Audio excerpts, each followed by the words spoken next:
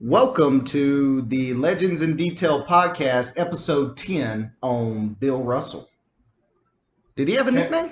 Dude, I can't believe we've done 10 episodes. It's been 10 episodes. And the Wilt one? Dude, Wilt one was solid. My ex-boss was really solid. My ex-boss called me and said... If you can get through it, it's two hours. It's 2 hours. It's worth the 2 hours. My ex-boss called me and said, look, your podcast sucks, but that was pretty good. Mike, you know I love you. You know he's not listening. No, hey, some feedback's better than none. Hey, he'll listen to this one though because he's a big Celtics fan. So he'll definitely listen to this one. I got you.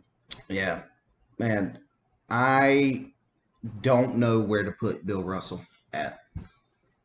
Yeah, I mean, this is like the ultimate what do you value question. Do you value championships versus stats? I was debating that. I'm going to drive over here. I'm more of a championship guy myself. I like winning. I do like winning. That's why I got Tim Duncan so high, man. Everyone likes winning, but it's a question of is the winning more a function of that player or the team as a whole? You know, like because I mean there are certain championships where a guy can just it's just his, like LeBron when he went back to Cleveland, like those types of championships.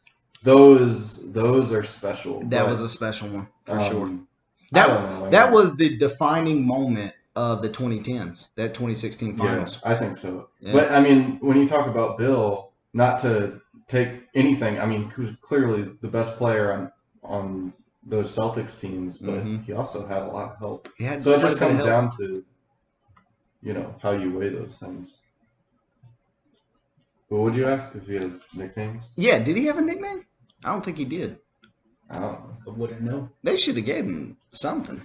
Yeah, I'm looking at that. We didn't even talk about Wilt's nicknames, dude. Wilt the Steel, the Big Dipper. Dude, Wilt had some awesome nicknames. Yeah. No, he's a easily nicknameable guy. Dude, what'd you think about Dennis Schroeder?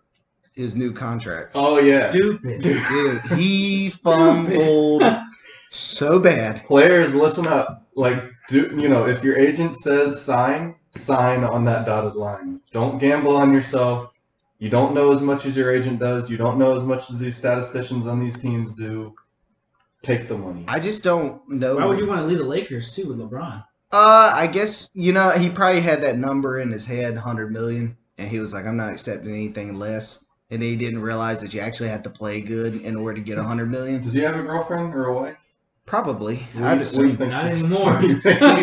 Well, now he's still making $6 million in 1 year. He's going to be fine. I'm just saying, what was that conversation like? Oh, it had to be she had probably already bought like a couple mansions, and then he was like, "Baby, turns out." He was like, "Well, honey, we can take out some loans." Yeah. He was like, baby, turns out, that big lump sum of money, it's going to be much smaller. And she was like, oh, that's cute. I've already packed the car and I'm leaving. So, got to go return those houses. It's pretty crazy, though. Like, I don't know. I thought for sure he was going to get paid. And I kind of figured he was going to be off the Lakers because they're like, they're not going to sign him for $100 million. But they offered him $84 million. It's not... I don't know. I just think he made just a terrible mistake. But I will say he's going to the Celtics. They needed a point guard. And he's playing with Jason Tatum, Jaylen Brown. Like it's a good situation. It's a good situation. And if he plays right, he could possibly work and get another big contract. So it's not the end of the world. He's just going to keep betting on himself until he retires. Dude, I was thinking of all the players that betted on themselves and it just didn't work out. And Lance Stevenson is the prime example of that. That's the first person I thought of when you said that. Yeah, and I think Isaiah Thomas as well, right? Like he was in line to get a $100 million contract. Yeah, that sounds. But he got injured though, so that's. Yeah, I thought he wanted to stay. He did. But that's the thing. I mean, even if you have the utmost confidence that you're going to have a great year, injuries can always happen. Like you're taking such a risk by not taking a multi-year deal. Yeah. When it's available. Dude, Luka just signed a $207 million contract. He did, man. That is ridiculous. And they flew to Slovenia or wherever, Tokyo. Or maybe it was Slovenia. Maybe it was back in Slovenia. Maybe. Anyway, they flew somewhere. Yeah. Just to sign. What could you possibly spend all that on? Like, I don't think he could ever spend that in a lifetime. Well, I don't. No, I don't think he could. But it's generational wealth now. Now his kids will never go hungry. You know. So you got to look at it like that. Like he's going to put it away and stuff. So. Or his kids' are gonna have cocaine problems. I mean, that's probably going to happen. You know. But that's the risk you got to take. I'd rather him be coked up That's than their starving. problem. That's their problem, not his. Yeah. Look, he did the best he could as a father. All right. So, Bill Russell's career average, 15.1 points per game, 22.5 rebounds. He's a pretty good rebounder. Not bad. Yeah, Wilt was, 22.9? So they're pretty similar in rebound. And then 4.3 assists on 44% shooting. The field goal percentage is a concern. But wasn't like the average below? Yeah, 40%? I think the average was like 30-something percent. So back then. why do we? I was racking my brain like, why is that? Why was it lower? Didn't they play have significantly more possessions per Yeah, game? I mean faster pace, So- but does that necessarily? There was a mean, lot like, of broke jumpers back then. Yeah, too. they suck. But bro, the thing is, I mean, Bill Russell's the center. Like, was he much of a shooter? Like, did he have a mid-range shot? I've seen one video of him hitting a jump shot, and other than that, no. So yeah, 44. I mean, if you're only shooting point-blank shots, hooks, baby hooks and layups and dunks, That is pretty tough. you should be shooting more than 44%. That's true. Yeah, it is kind of wild that he shot that. I Centers didn't realize. these days that only shoot point-blank shoot like 60%. Yeah. All they get is lobs. Yeah. Yeah, like DeAndre Jordan types. In the playoffs, though, he stepped it up a little bit. 16.2 points per game, 24.9 rebounds per game, 4.7 assists on 43% shooting. So he got a little bit worse shooting, but still, I think Dude, those rebounds. those rebounds are crazy, dude. Like those he reached 20,000 rebounds. I think him and Wilt are only players that ever hit 20,000 rebounds, and I don't think it's going to happen again. Because guys shoot too good now. The 3-point shot, longer rebounds. I just don't think it's going to happen again. Mm-hmm. He also averaged 42 minutes a game for his career. How many? 42. Like that's pretty crazy, dude. They didn't know jack about wrestling players. They were like, why would we take Bill Russell out? That makes no sense. Dude, what's crazy is Bill Russell was the coach from 1967 to 1969. So he could have subbed himself out. He was just no. Well, I'm sure it was viewed as a sign of weakness or whatever. Oh yeah, for sure. I think that's just they were just all right, well, we know we're gonna get about a decade of playing hard, so that's what we're gonna do. Mm-hmm. And then it wasn't until Kareem came and fucked up the curve. Kareem played for 20 years. Oh yeah. Yeah. And he still didn't get 20,000 rebounds. No, he didn't. Well, the last half of his career, he pretty much stopped rebounding. It was, I mean, he at that point, the last half of his career, he was pretty much just used in the fourth quarter and stuff. So they rested him a lot and stuff. So it was, and then also the game slowed down in the 80s too. So there wasn't as many rebounds to get.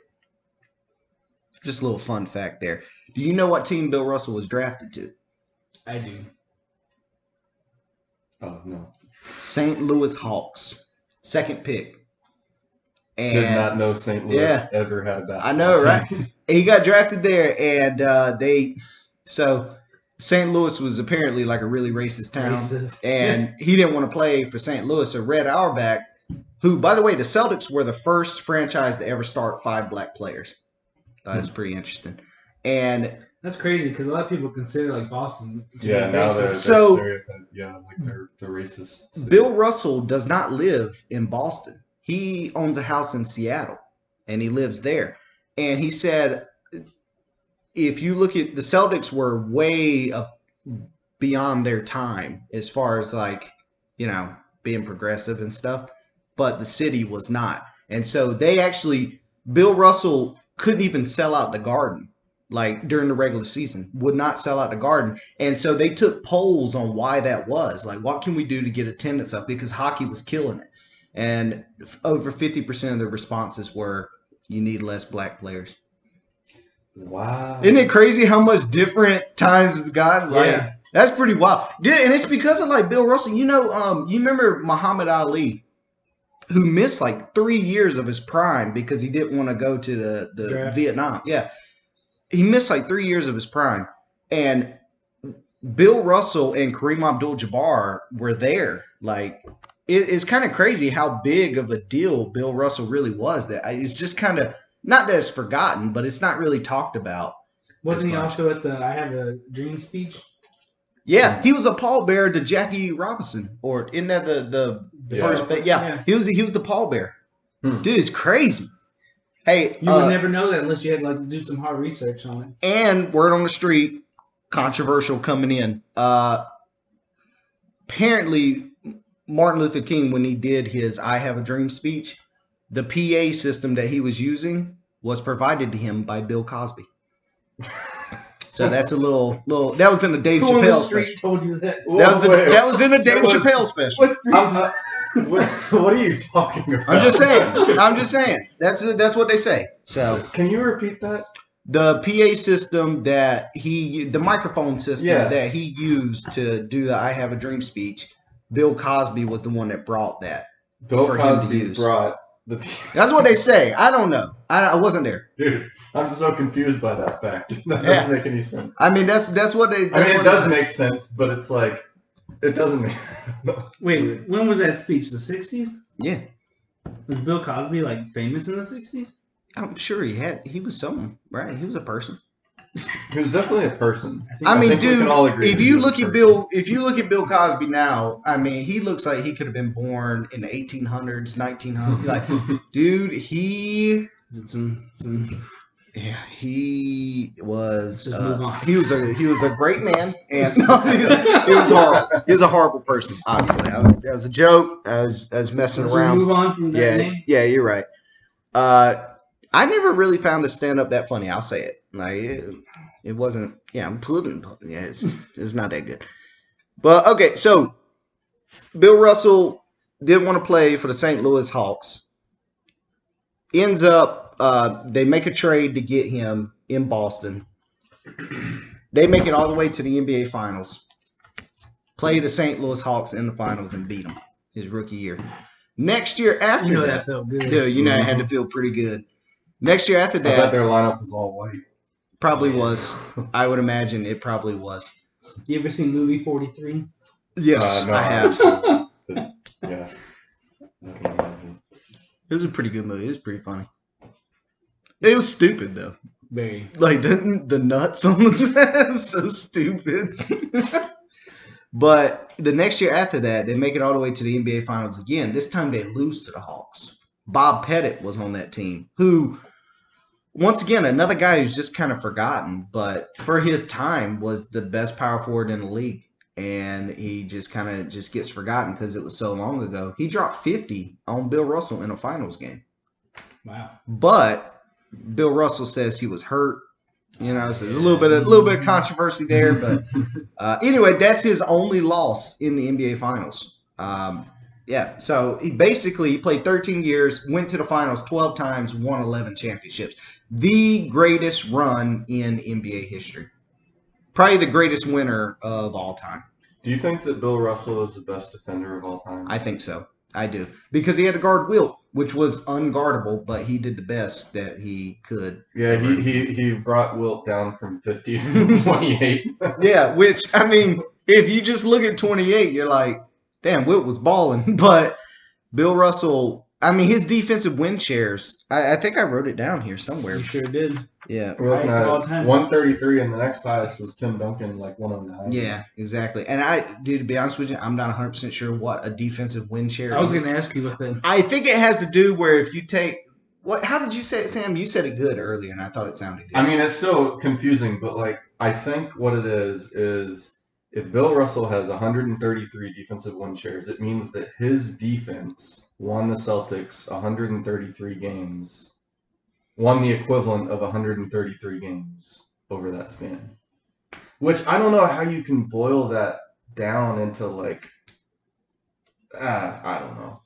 Especially with the available stats back then. Like you think about blocks, and they didn't count steals either. Right? No, they didn't. There was someone that worked for like the Boston Celtics that said that Bill Russell probably would have averaged like 7 blocks a game back then, which honestly sounds a bit high. But you got to figure Bill Russell and Elgin Baylor were both responsible for taking the game horizontal and making it vertical. So that's not inconceivable for him to get because no one else was doing Well, it. and I guarantee you had guys like pretty much before Russell came into the league. Which, by the way, what year did Russell? 1957. 57. Okay, so 1956, 2 years 57. before Wilt.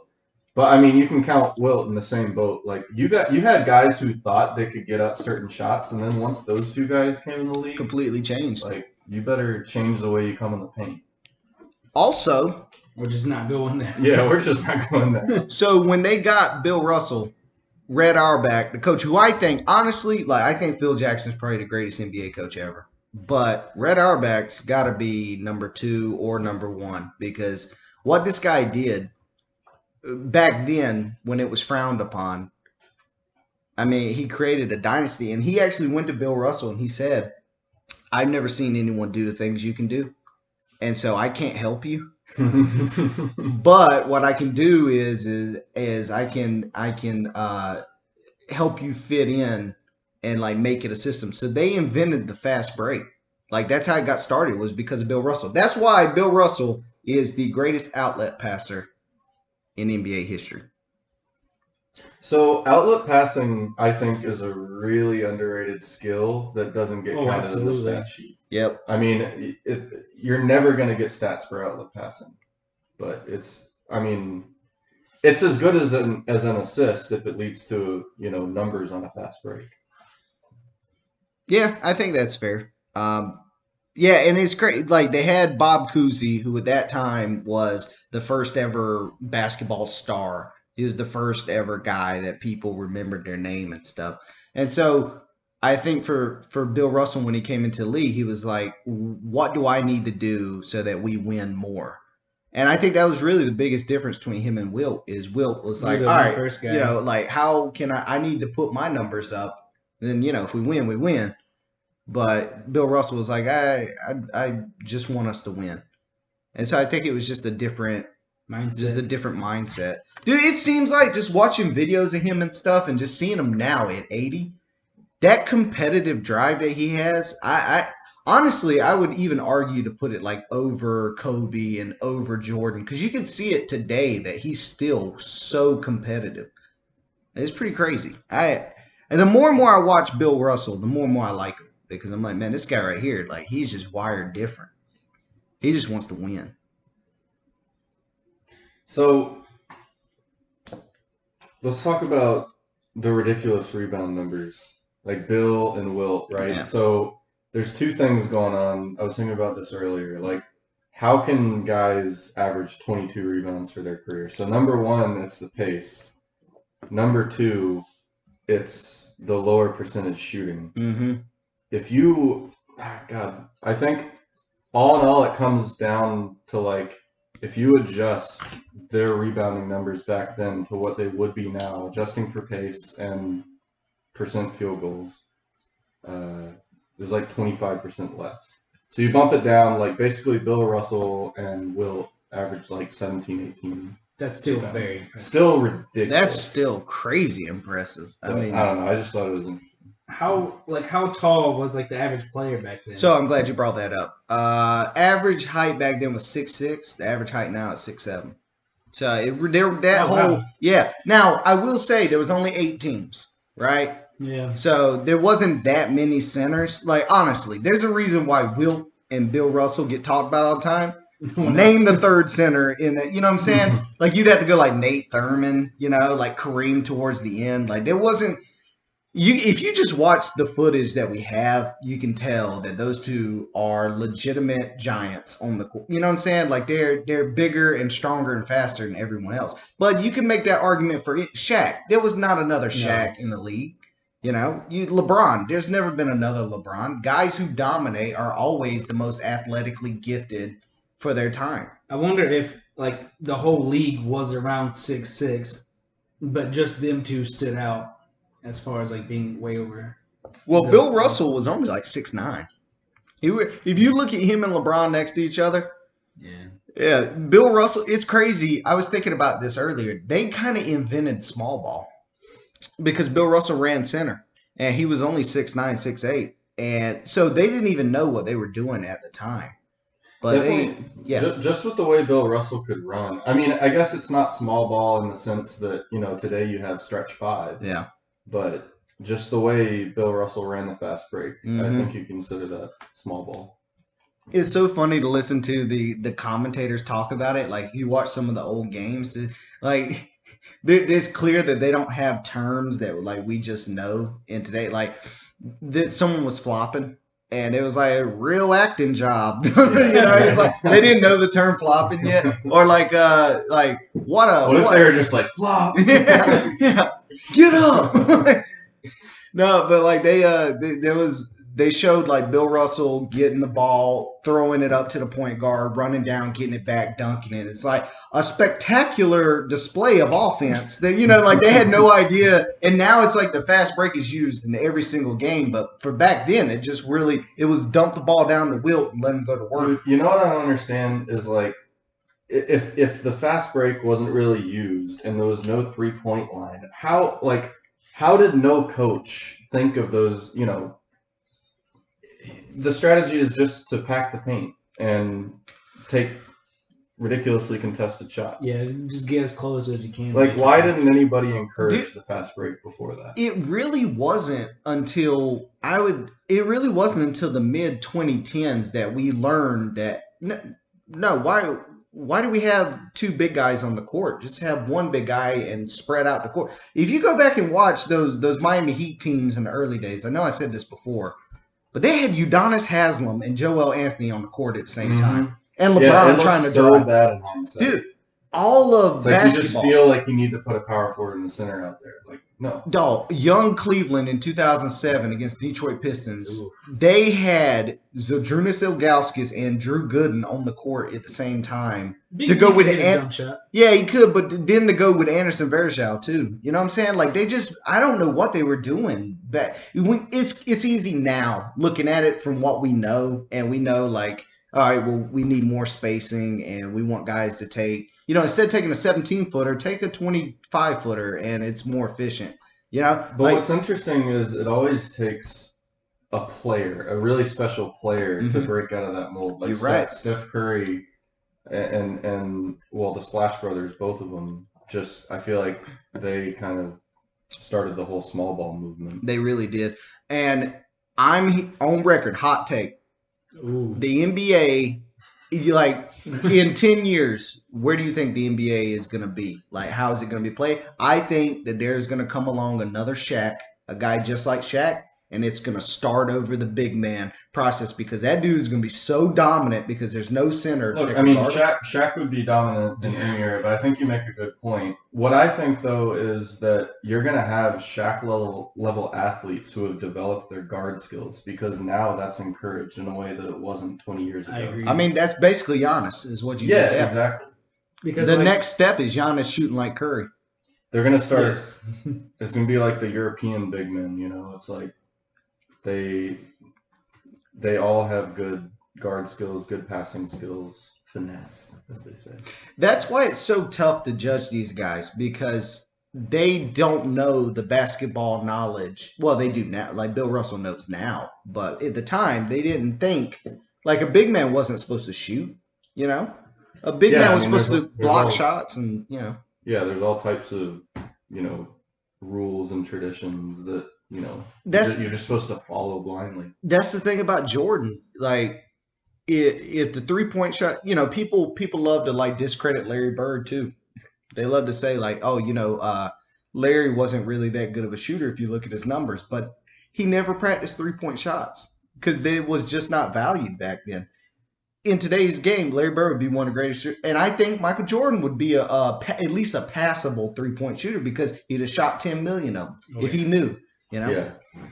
So I just think it's one of really those things hard. It's impossible to know. Like if these guys train differently, how good of a 3-point shooter would they be, or how good of whatever, I still think Shaq would would have cleaned up pretty nice. Dude, Shaq would dominate. Dude, especially like Orlando Shaq, skinny Shaq. If he stayed fit. But Shaq's got to get down the court. That's the thing. Like, Yeah. I mean, are we talking about Orlando Shaq? Orlando Shaq got down the court. He got down the court, but Orlando Shaq, dude, underrated. Miami Shaq. Miami Shaq wasn't getting down the court the same way. And then we forget about Phoenix Shaq and Cleveland Shaq. Yeah, those were tough to watch. And Boston. Oh, dude, with Boston, it's crazy though. The owner of the Celtics said that was one of the best signings they ever did because ticket sales went up. Like, like everyone loved Shaq. Was that his last year? Yeah, and they were actually better with Shaq on the court than Kendrick Perkins. Well, duh. Yeah. So yeah. No, Kendrick Perkins had a season where it was like,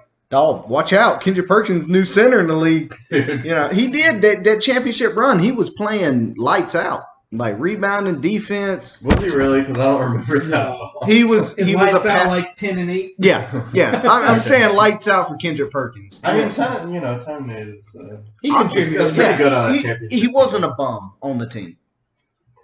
Yeah. He wasn't. I Like, just always felt like he didn't do anything but scowl and like push He said- people around. Yeah, he was just a Takes and tough guy. rebounds. Yeah. He literally made a whole He career. plays like I off of- do. Yeah, he had a very low basketball IQ, from what I remember. Like he would make the dumbest passes. It's coming. Did he? Yeah, he would call timeouts too. Like there was one where he called a timeout, and the coach was like, "Hey, you don't call time." Like the coach got upset with him. It was pretty funny. Wasn't he on Shaq in the Fool a lot? Yeah, he won Shaq in the Fool, I think. Do they still do that? I I haven't seen it in a while. haven't really paid attention. Did they get canceled because of the JaVale McGee stuff? It got They bad used to between tear them. him up. Yeah. they did. It was pretty bad. It- It was dude, kind of unnecessary. It Like, really was. It Like was funny as hell. It was funny. Shaq's such a big man hater, though. Like he hates every big man that comes in. Like the way he treated Dwight Howard. Now, granted, Dwight Howard didn't do himself any favors, but he who cares? He's condescending Yeah. to all of them. He really is. And then with JaVale, now granted, JaVale did some stupid things, but still, like Shaq, you kind of messing with his money too, because like even Steve Kerr said, like I had a preconceived idea of who JaVale McGee was before I met, and he probably missed out on it because JaVale McGee. Look, That's I a mean, big dude. he's not bad. He's skilled, and Honestly, like he's had a pretty long, successful NBA career. dog, he's a guy that I know I'm gonna get defense and rebounding and some athletic. I can throw a lob to him. Yeah. Like, And he might shoot on the wrong goal once a season, but Run straight out of bounds. but I mean, as far as centers go, I mean, he's he probably could have got. Look, if Rudy Gobert can get $200 million, JaVale McGee can get some money. You know what I'm saying? Like Rudy Gobert. I mean, Yeah, if he cleaned up a little bit, he could be. Rudy Gobert in the Olympics, though. I didn't even watch him.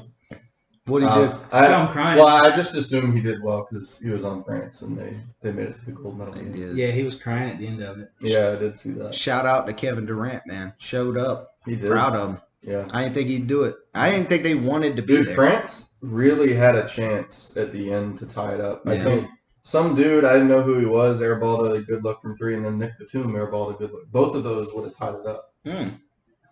Nick Batum airball? I'm glad we got gold. Go though. figure. No. Yeah. It's pretty cool that we got gold. So I'm pretty. I really wanted Luca to be in the final. Haven't we won like I all won. gold but 2? Yeah, 2004 we didn't win. I'm going to be honest. If Luka would have made it to the final, a small part of me, not even a small part, like I would have been rooting for Luka. I like being Luka. honest. I probably would have too. Like, that's pretty cool. I really would. I like Luca. I think Luca. It's interesting to see. It's gonna be interesting to see how he develops. Like he's got to get better defensively, get in better shape, take a little bit better shot selection. Like, and now that they got Jason Kidd as a coach, I don't really like Jason Kidd, but having him as a coach is Rick Carlisle. I like Rick Carlisle though. I'm surprised that they got He was rid very of him. successful. Yeah, like I mean, he's not a bad coach. He can Oh. coach. He's probably one of the best basketball minds alive. Yeah, I think so. It's funny seeing him young because it looks like someone just put a wig on his old face. Like he really does. I was watching him. He like coached Indiana back in the day and stuff. I didn't realize he's been around basketball that long, but I guess that does make sense. But anyways, Bill Russell pretty much for his whole career stayed in the 14 to 18 point range. Yeah. Pretty much the whole career. I think in 1960 was probably his best season. 18.2 points per game, 24.0 rebounds per game, 3.7 assists on 46.7% shooting. But then in 1961-62, he had 18.9 points per game, 23.6 rebounds per game, 4.5 assists, 45.7% shooting. So he hung around. That was his peak as far as numbers wise. But he hung around that 16 to 18 point range and then the 20 rebound range pretty much his whole career. Mm-hmm. He was the first player ever to average 20 rebounds a game. Yeah. I'm looking at like the stats, like teams back in the day. Yeah. And like in the 60s, the average points per game was like 115 area. Yeah. That's higher than it is now. Yeah, and there was no 3-point line. With the lower field goal percentage. They was Dude, jacking up everything. No wonder. And no 3-pointer. Like, that's crazy. The amount of shots that went up per minute. I think it's important to say, like, Bill Russell started playing in 1957. I think it's important to say where basketball was at that time. There was Bill Russell in his first ever college basketball game went up against whoever the star center was for that time. Bill Russell blocked his shot 5 straight times. And his coach pulled him to the side and said, "You can't do that. If you're going to be a successful center in today's game, you got to keep your feet on the floor." And Bill Russell was like, "What?" Yeah, that's where basketball was. They didn't know what was. There's a bunch of old white men who were just repeating whatever they were told. Yeah, it was just a different game. And really, Bill Russell and Elgin Baylor are the ones that made it, or at least led to it becoming what it is today. That's crazy. His coach really told him That's what he said. You just blocked 5 straight shots. Yeah, had no idea what which is a legal defensive play. I think they called a foul on one of them, and he was like, "That's not a foul." And the guy said, "I've never you seen." smacked the ball too hard. Yeah. He literally said, "I've never seen someone do that, so you can't do that." You know, like that's where it's like that semi-pro movie where they invented exactly. The alley-oop. They're like, that's travel. That's exactly what it's like. But that's where basketball was. So he had to have done it in college, though. This was his first game in college that I.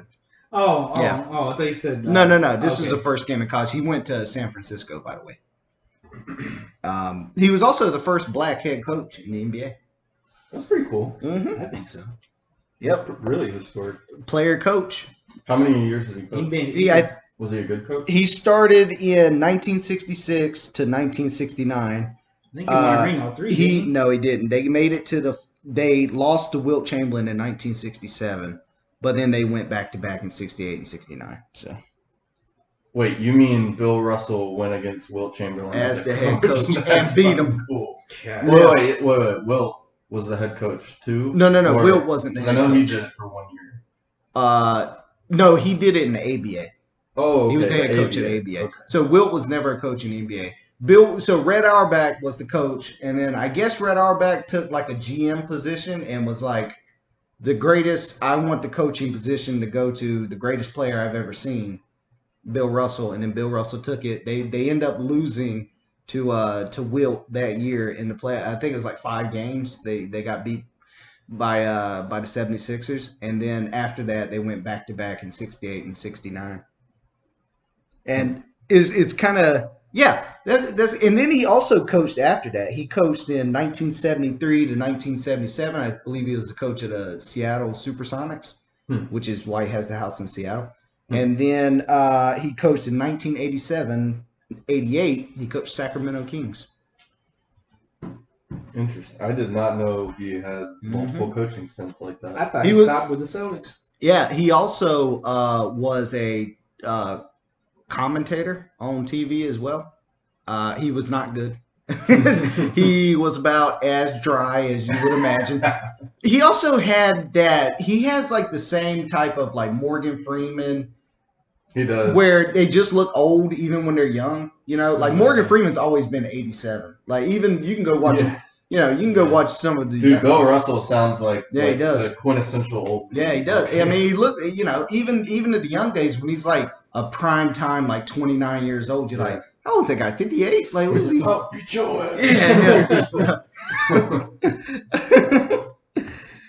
Yeah. So they win. They win the championship 1960. He ends up beating Wilt Chamberlain in the playoffs that year in 6 games. They go on win the championship. Next year after that, in 1961, and I guess I'm starting from when Wilt Chamberlain entered the league. So in 1961, Boston wins again. Wilt actually got swept out of the playoffs before they met Boston, so there was no argument there. Jesus. 1962, Boston wins in 7 games against Wilt Chamberlain. So that was one of the first game 7s that they ended up losing. So I think they went. He faced Wilt Chamberlain 8 times in the playoffs, beat him 7, and all 4 games that went to game 7, Bill Russell won. And I think combined it was a total of 9 points. So, yeah, that's a heartbreaker to say the least. Yeah, that's tough. So it's pretty interesting though, because after 1963, that also Wilt missed the playoffs in 1963. But after everyone made the playoffs. No, I guess not. I guess there were the lower seeds. the last seed didn't make the playoff, I guess. But in 1964, this is where it gets interesting. Sorry, go ahead. Well, I was gonna say, okay, so the top seed got a bye, and then you had 6 teams play each other down to 3, and then it was 4 once. Okay, that makes sense. Yeah. Kind of the NFL. Yeah, exactly. Wow, that does. Yeah, okay. So in 1964, Bob Cousy retires. They don't have a point guard anymore. They also didn't really have a great like wing scorer either, but I don't think really many people did back then. Yeah, those weren't around back then. In 1964, this is when people are like, okay, the Celtics, they're done. Like, Bob Cousy's gone. Matter of fact, Bill Russell was, like, walking down the street, and someone came up to him and said, hey, what are you going to do now that Bob Cousy isn't carrying you? Or something. And he was like, it's going to be tough. You know how Bill Russell is. It's like, it's going to be tough. He was a great player, but also you should check and see who won the last 3 MVPs in this league. There you go. Yeah. Savage. Oh my god, I love it. I love how competitive he is. But they end up winning the championship in 1964, and then in 1965 they beat Wilt in 7 games again, and then in '66 they beat him one more time in 5 games. Was those aren't finals, are they? Huh? Are those just No. That's just throughout the playoffs. Yeah, the playoffs. Who was the next best player after Cousy retired? Probably Sam Jones. I would think. Yeah, I would say probably Sam Jones. KC Green also retired as well. So, like what was Sam Jones's averages back then? That's a good question. I'm not 100% sure. Oh, John Havlicek. Look him up too. Because that was also. No idea. I need to know how to spell the last name. HAVLECIK. Try it. Hey, y'all talk for a little bit. I need to grab my phone. Dude, don't put this on us. Dude, I'm sitting here looking something up. Eric's got us. He's about to go on a solo. Dude, Eric. I got to grab my phone real quick. All right, go. Sam Jones stats. Dude, you're going to have to edit this out. Nah. All right, Sam Jones. I don't know much about Sam Jones. 64. I know about him, but that's about it. Dude, Sam Jones. Holy shit. I know he's a he averaged 26 points. Jesus. In 64-65. That's crazy. How many was he? What position was he? Point guard. Jesus. Well, no, it says shooting guard, small forward, and point guard. They didn't know what they was doing with him. So yeah, they did have a great young player then. Dude, that's crazy. Those stats are like as good as Bill Russell. Yeah. Well, sorry, I don't want to say as good. Bill Russell averaged 22 rebounds. Sam Jones went to Laurinburg. Yeah, man. Right down the road. Yeah, that's my cousin. Let's see. He was a coach as well. Okay, so here's my question. All right, go ahead. Jesus, this dude was. Cousy won how many championships? From Like roughly. I mean, if you had to guess. I can tell you in a second. 8, 8. Sam Jones won how many championships? 10. 10. So Bob Cousy had 6. So like I'm looking at Sam Jones' stats. Yeah, how many?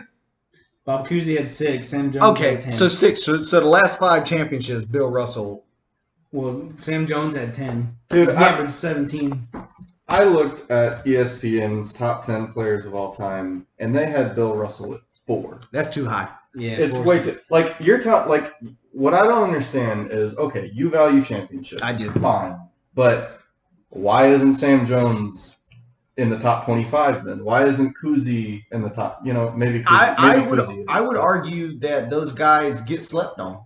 You know, I think so a lot of those guys. The point I'm making is like I definitely think there's a lot to be said for the best player on the best team, Mm-hmm. but usually the best team is pretty deep, and the second player and the third player get slept on big time. Oh yeah, for sure. Everybody wants to completely say that championship, all 11 championships were Bill Russell. Like, Yeah. no, it was the whole team. No, I agree, but I also think that without Bill Russell, with just Sam Jones and Casey Green and those guys, it's done after 65. What about without Sam Jones or without Cousy? Like, without Cousy, they won 5 rings, so they'd have been just fine. Okay, but Sam Jones came. Now with Sam Jones, it would have been. Yeah, it's so ridiculous. tough. His resume. All I'm really saying good. is He slept on so hard, son. It's crazy.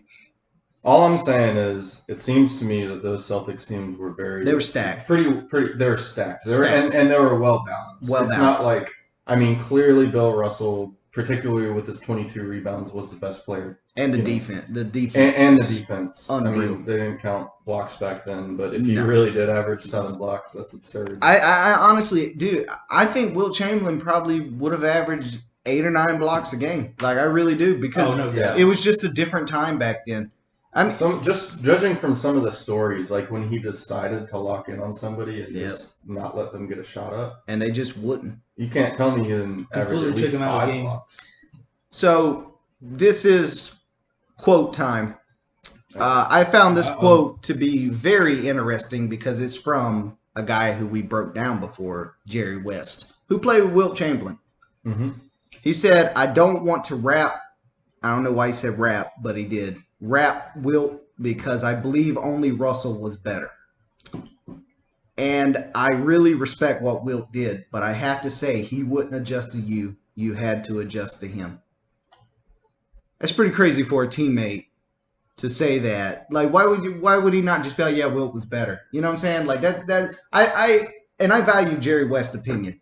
And I just thought that was pretty interesting that he felt the need to say, Bill was better. But, you know, like, why would he add that in? It's just kind of crazy that he... There's probably some tension between the two. Oh, for sure there was. I think him and Wilt had a little bit of beef going on or something. Because I don't... When I saw that, I was like, oh, yeah, for sure I got to mention that because they were teammates. Like, Clearly from all was the that quotes, during their time together? It does not have a date on it, but I'd assume it's after. From all the quotes of former teammates and just former players that played when Wilt did, clearly Wilt was not a very generous teammate. It did not appear so.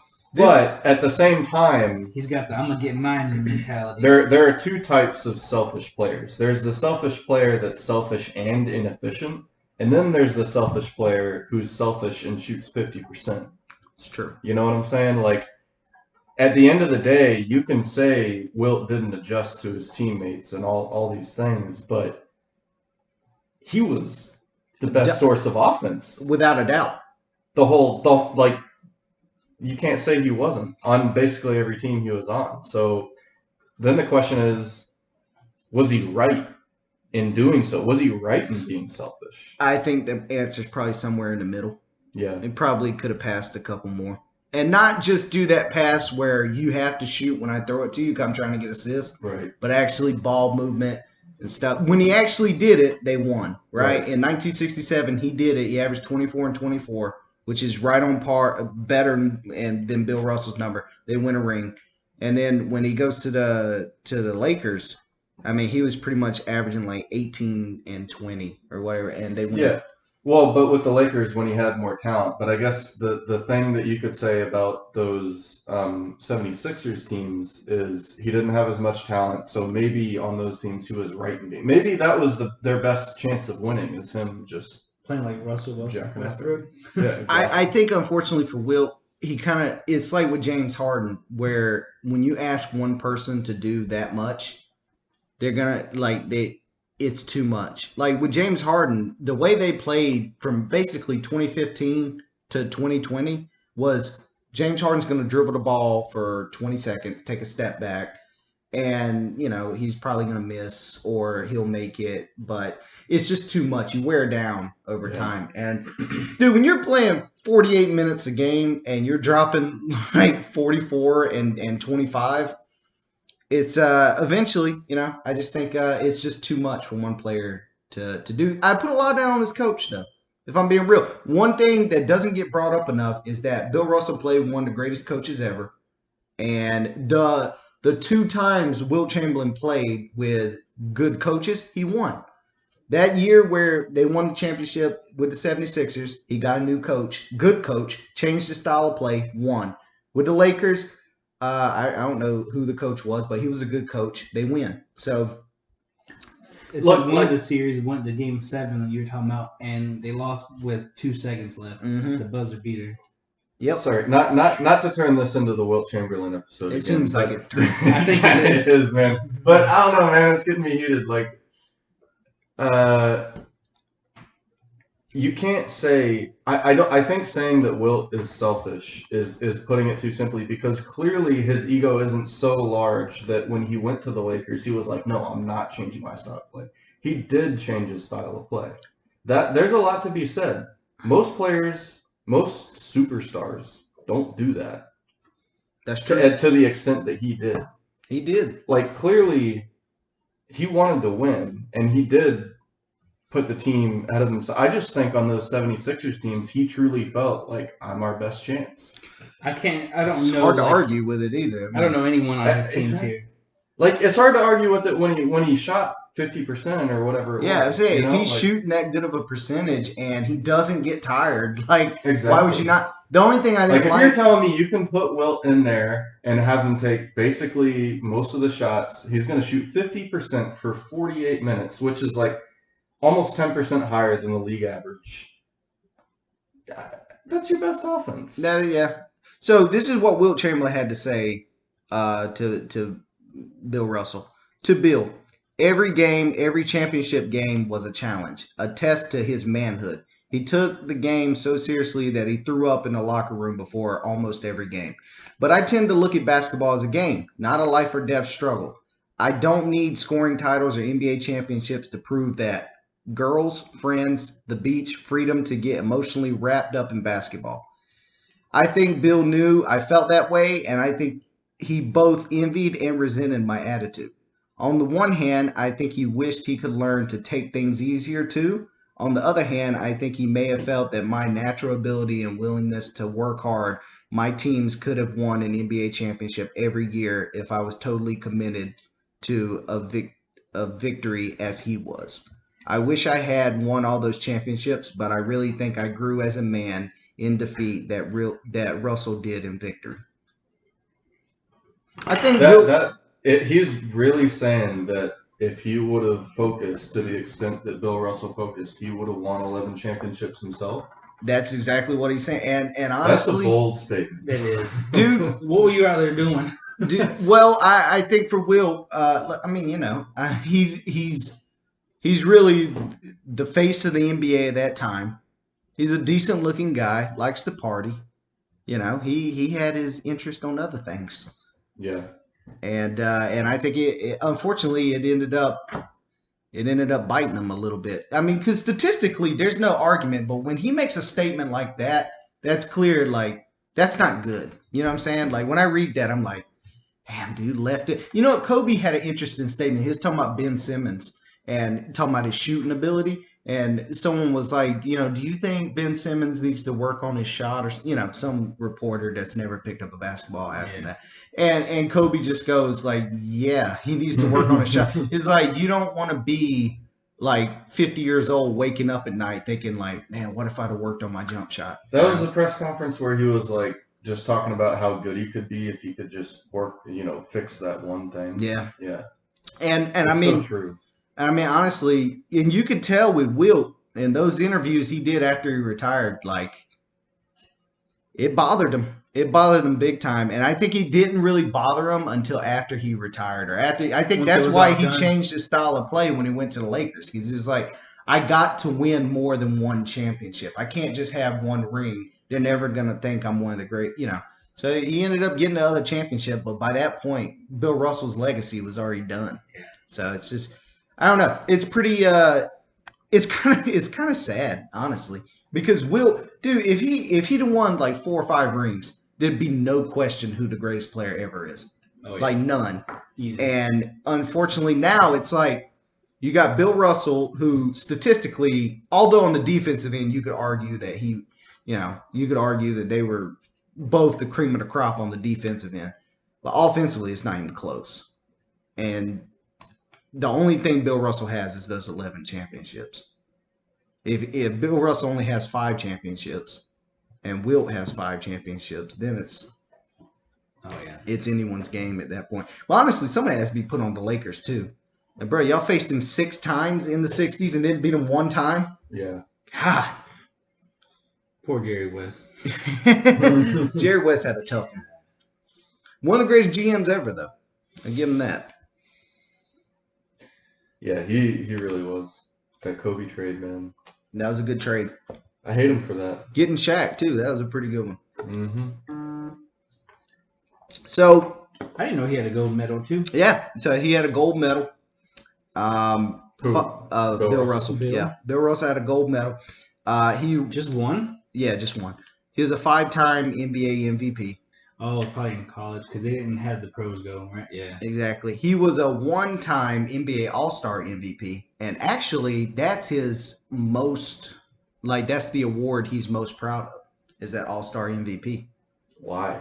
Because he has one and he's got everything else. Because he said there was some, controversy going on about, I forgot exactly what the argument was, but he basically promised his dad. He was like, Dad, if you come to this game, we're gonna win and I'm gonna get the MVP.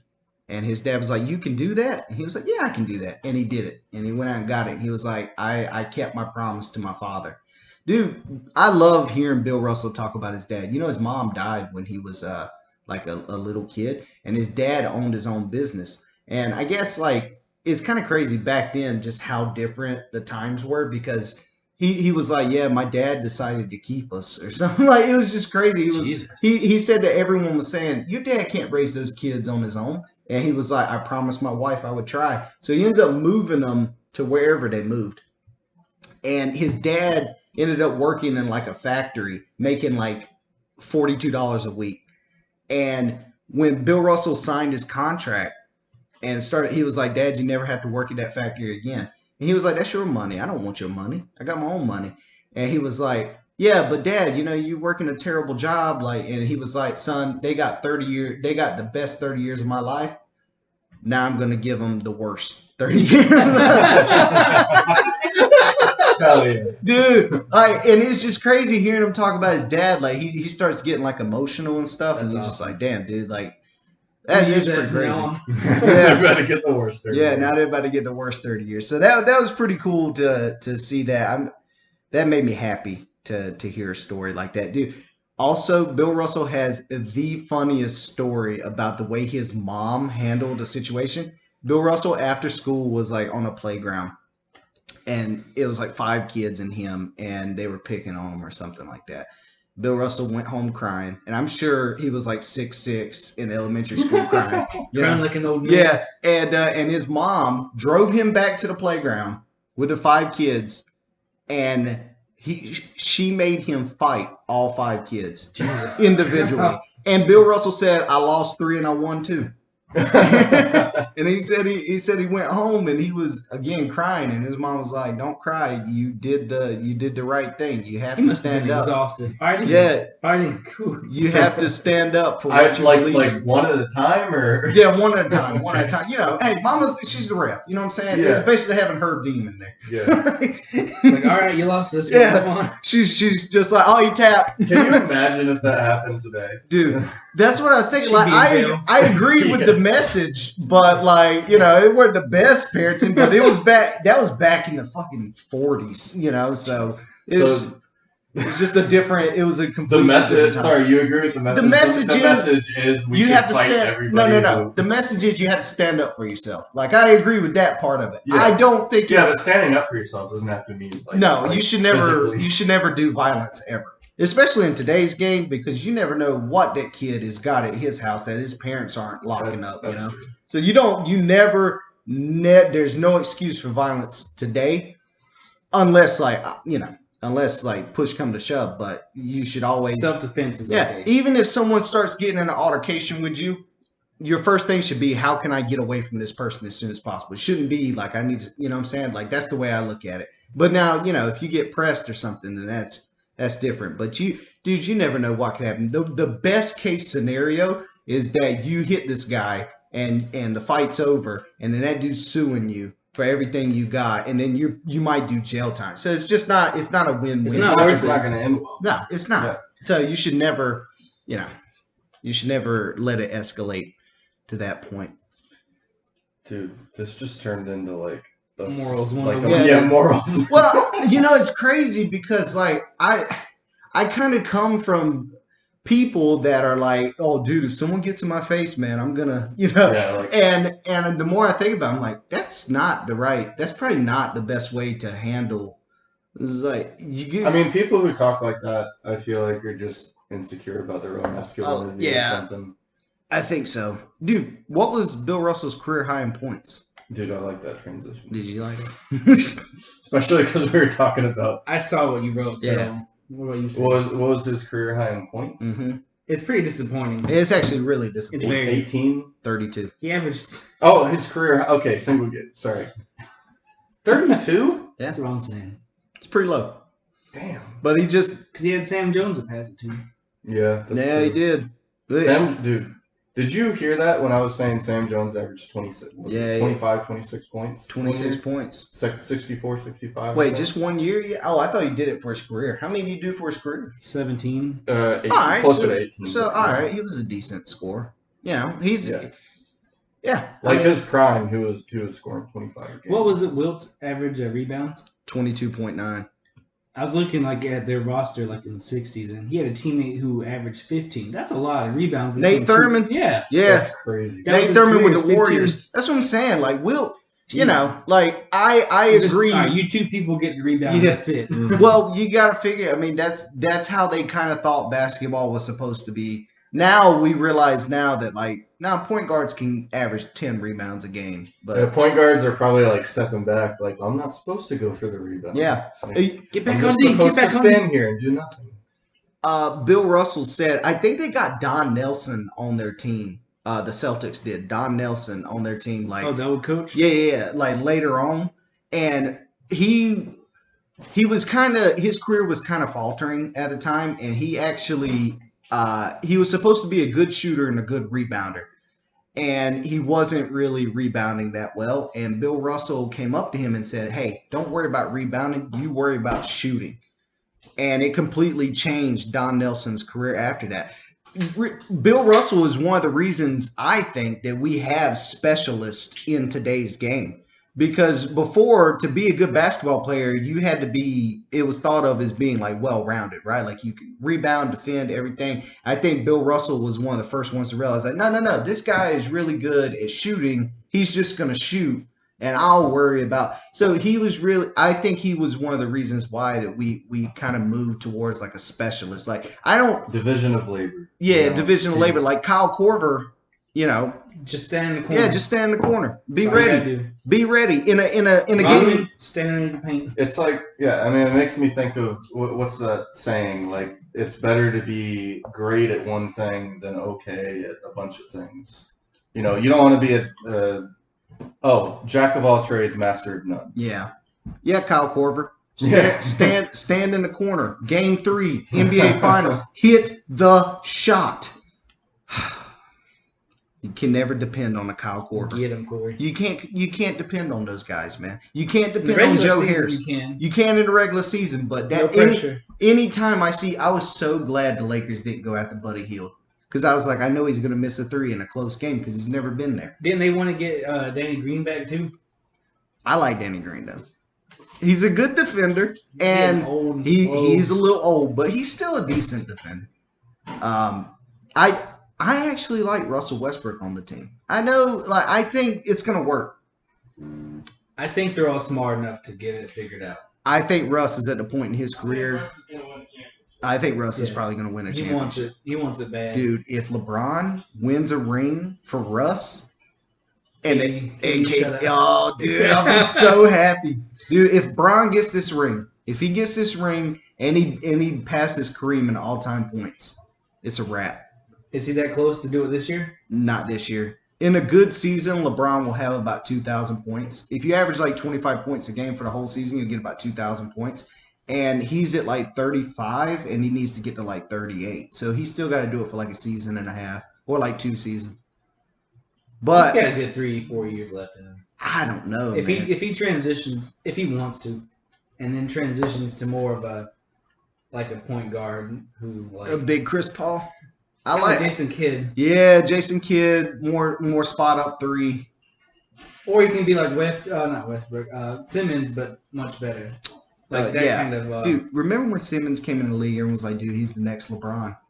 And it turns out he's nowhere. I knew the second I saw him, I was like, he's not near as athletic. Or he doesn't have – there's something about Simmons when I watched him, I was like, he doesn't seem like he wants to be there. And also, he's not as athletic as everyone's making it. Dude, when Bron goes to the rim, people bounce off of him. They don't do that with Simmons. LeBron's got some shoulders on him. Dude, he's so jacked. Dude, it's crazy. Imagine him coming down the paint and you're in there. Yeah. What do you think LeBron would have averaged in the 60s? Imagine him versus Bill. Yeah, probably 40, 45 points. He would have been a lot. 18 rebounds and 10 assists. It would have been. He would have been more efficient taking out his 3 too. Yeah. It would have been. That would have been fun to watch.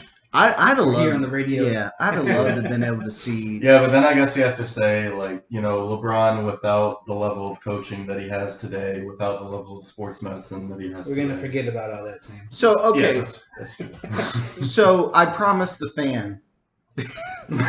Our fan? Yeah, our fan. Dad. Hey, shout out to, what was his username? Knicks fan or something like that. Yeah. We appreciate you. Yeah, dude. Hey, you're coming on the podcast. That's what's happening. He's like, God damn it, what? He's like, bro, I'm a Knicks fan. I'm in New York. I don't care. We can do you in or something. You're paying for the plane ticket, Knicks fan. Don't think that no, dude. We have made $0 on this podcast. So and one fan. Yeah, one fan. But okay, so I told everyone to do a top 10 list. No one did it. But we can do a top 5. Sam, hit us with your top 5. Go do about 20 seconds of detail on each guy. Break down kind of why, you know what I'm saying? Dude, this feels like an assignment. I know, right? I don't have 20 seconds of detail. LeBron James. Okay. Number 1. Mm-hmm. Longevity. I mean, that's the main reason. The dude's got championships to go with it. Not a ton of championships, but enough. And I mean, he's been on some super teams, yeah, but every super team that he's on, he's just unequivocally the best player. No doubt. And I was talking about this earlier. LeBron is the perfect piece. You can plug him in 1 through 4, point guard all the way down to power forward, and he's just going to be the greatest in the league. Arguably, I don't know. Maybe not power forward or point guard, greatest in the league every year. Probably point guard, actually. I think he'd be the best. He basically runs mostly point guard. Anyway, number 2, Okay, so last week I said Wilt and then Jordan, Mm-hmm.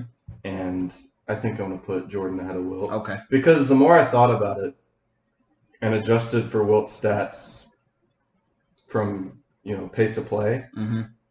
and then you got to think, like, Jordan's era, the pace of play was slower than today. Slower, yeah. Wilt's era, it was faster. Jordan's era, it was slower. Mm-hmm. So you got to adjust Jordan's stats up. So what you're saying is that season where Jordan averaged 37, he really could have averaged. Dude, I mean, he could have averaged 50. Like, I mean, I'm not gonna say that's.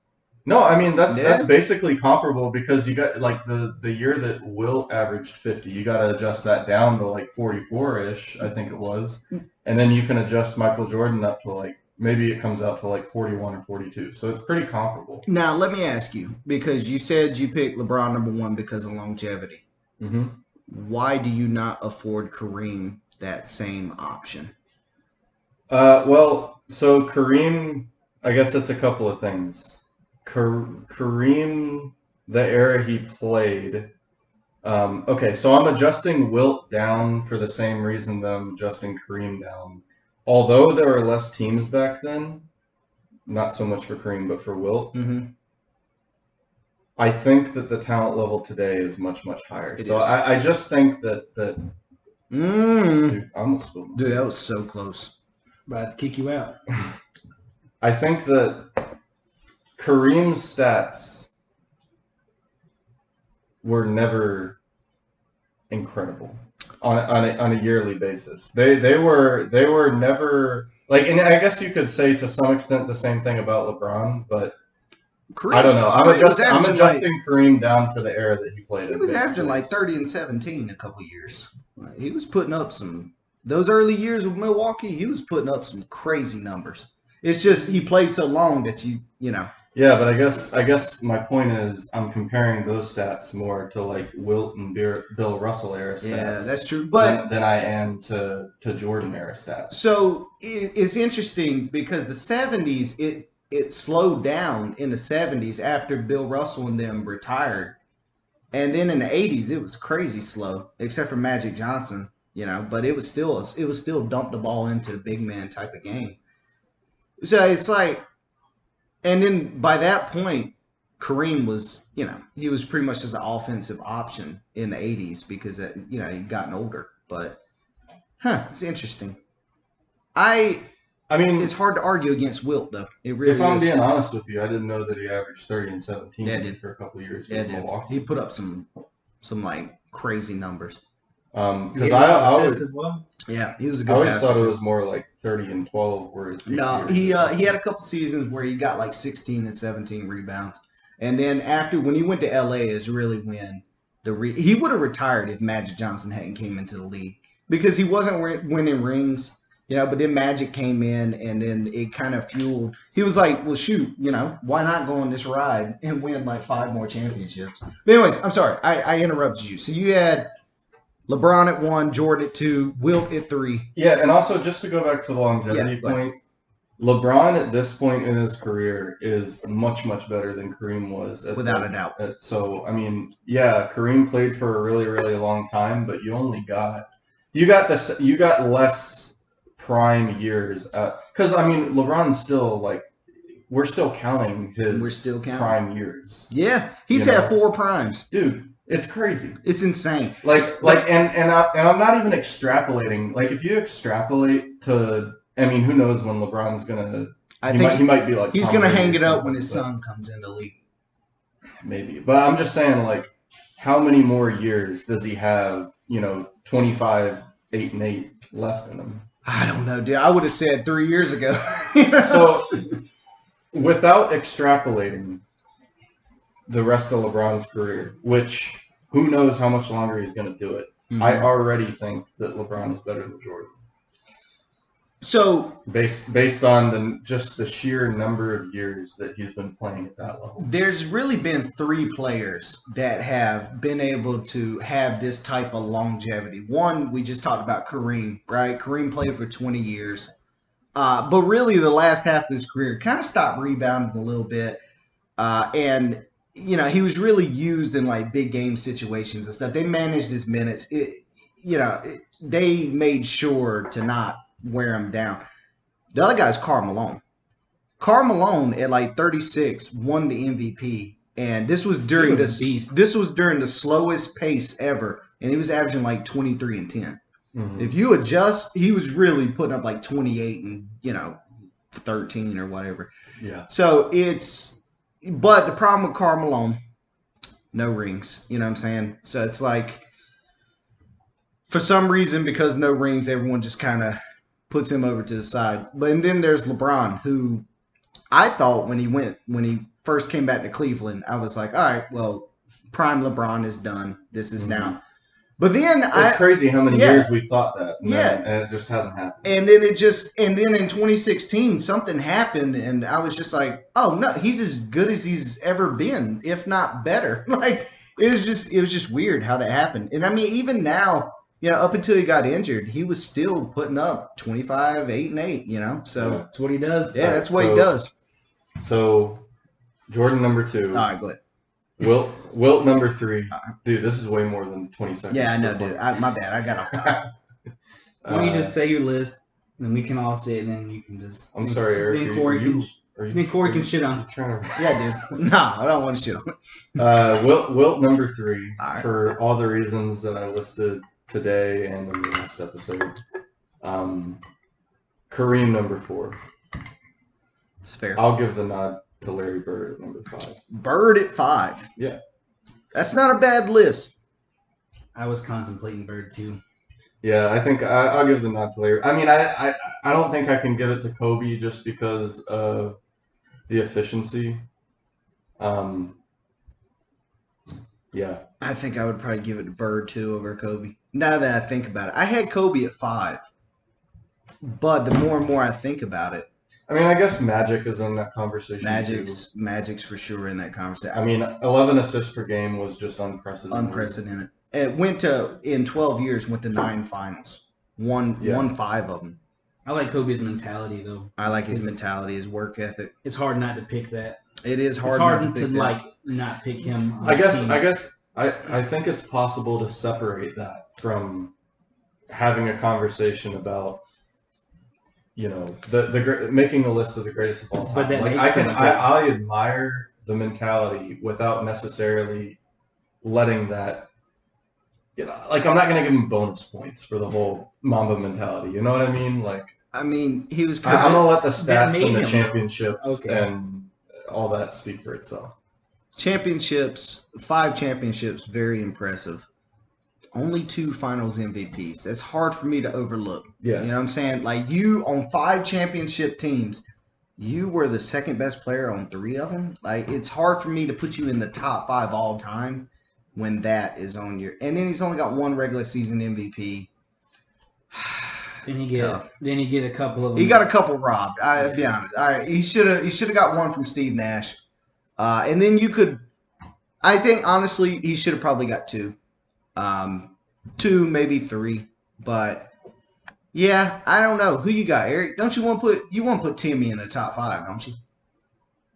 I do want to, but not. All right, go ahead. Who you got? Dude, you had Tim Duncan at number 5. I had him at number 6. Oh, okay. He's up there, but he's close. I think he's in the top 10.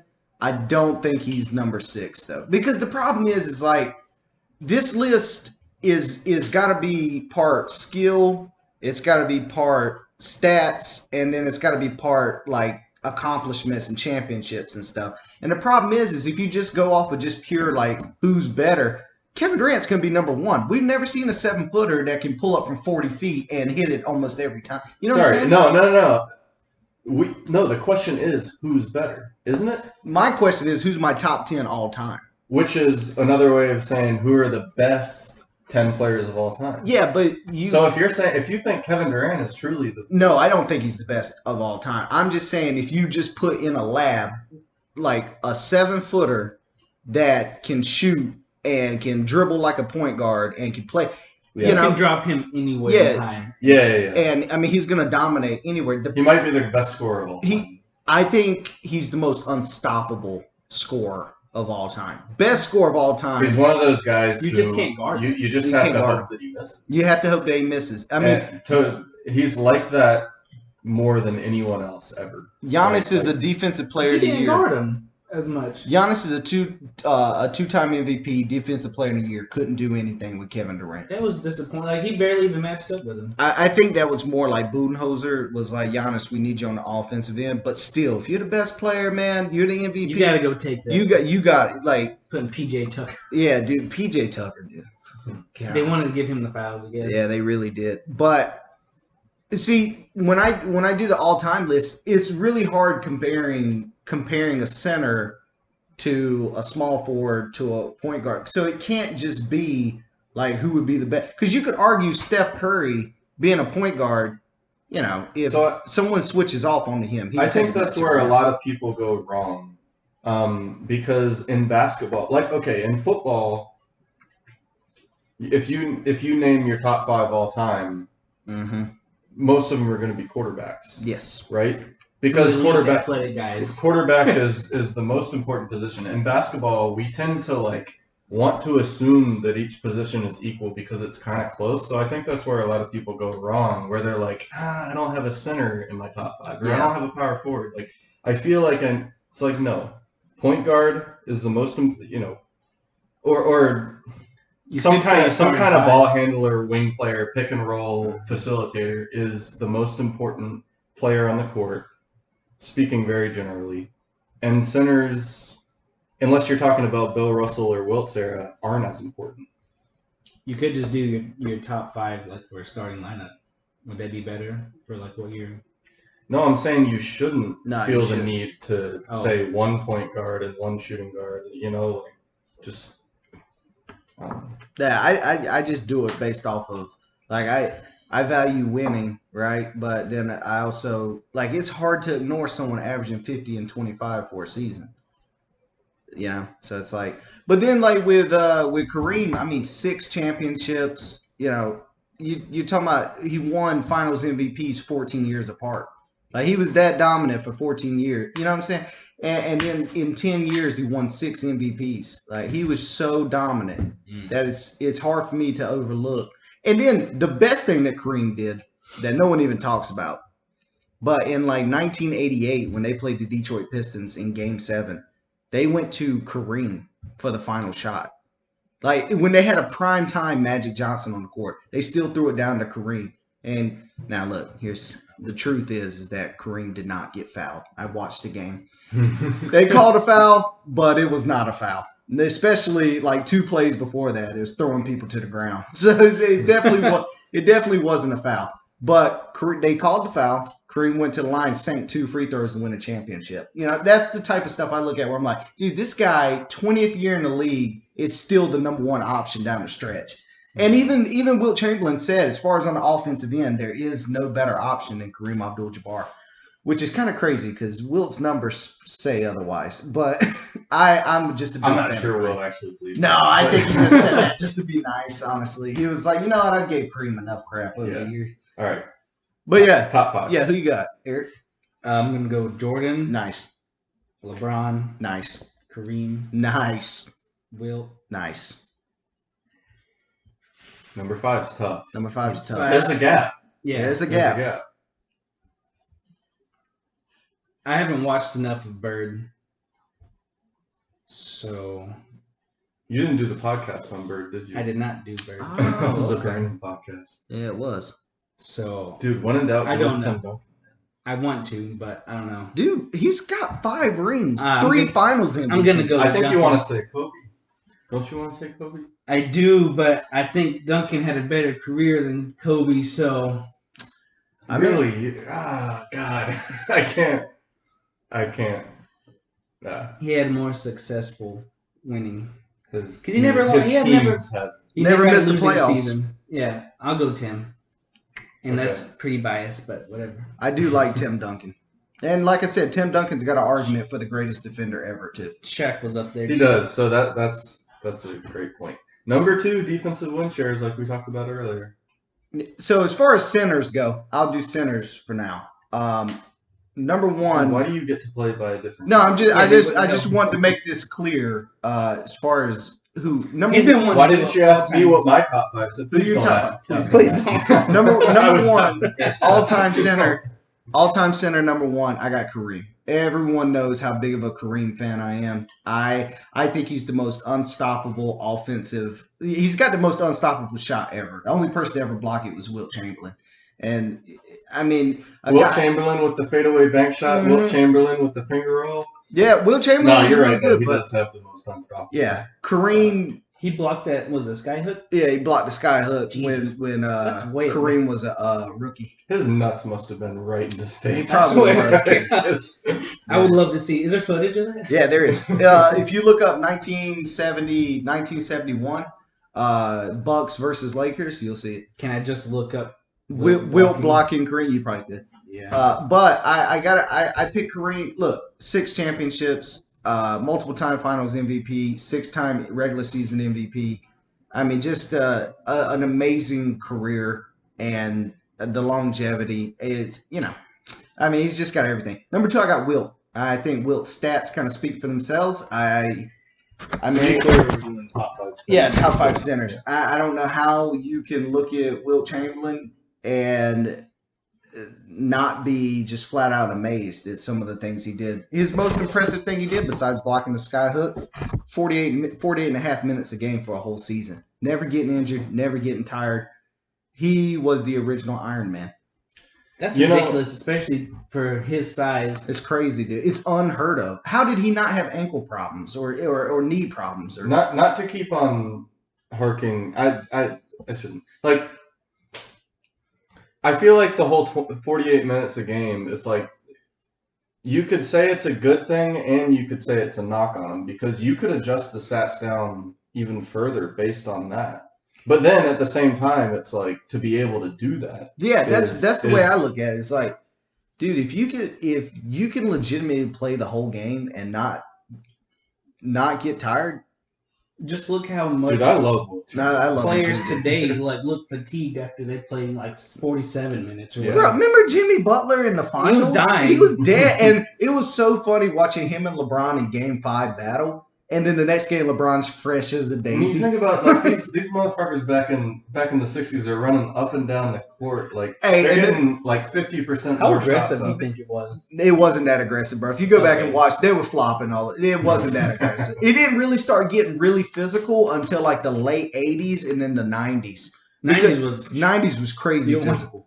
But like in the early 60s, it wasn't that. Like, if you go back and watch, you'd be surprised at what they call a foul. You're like, that's a foul, even by today's standards.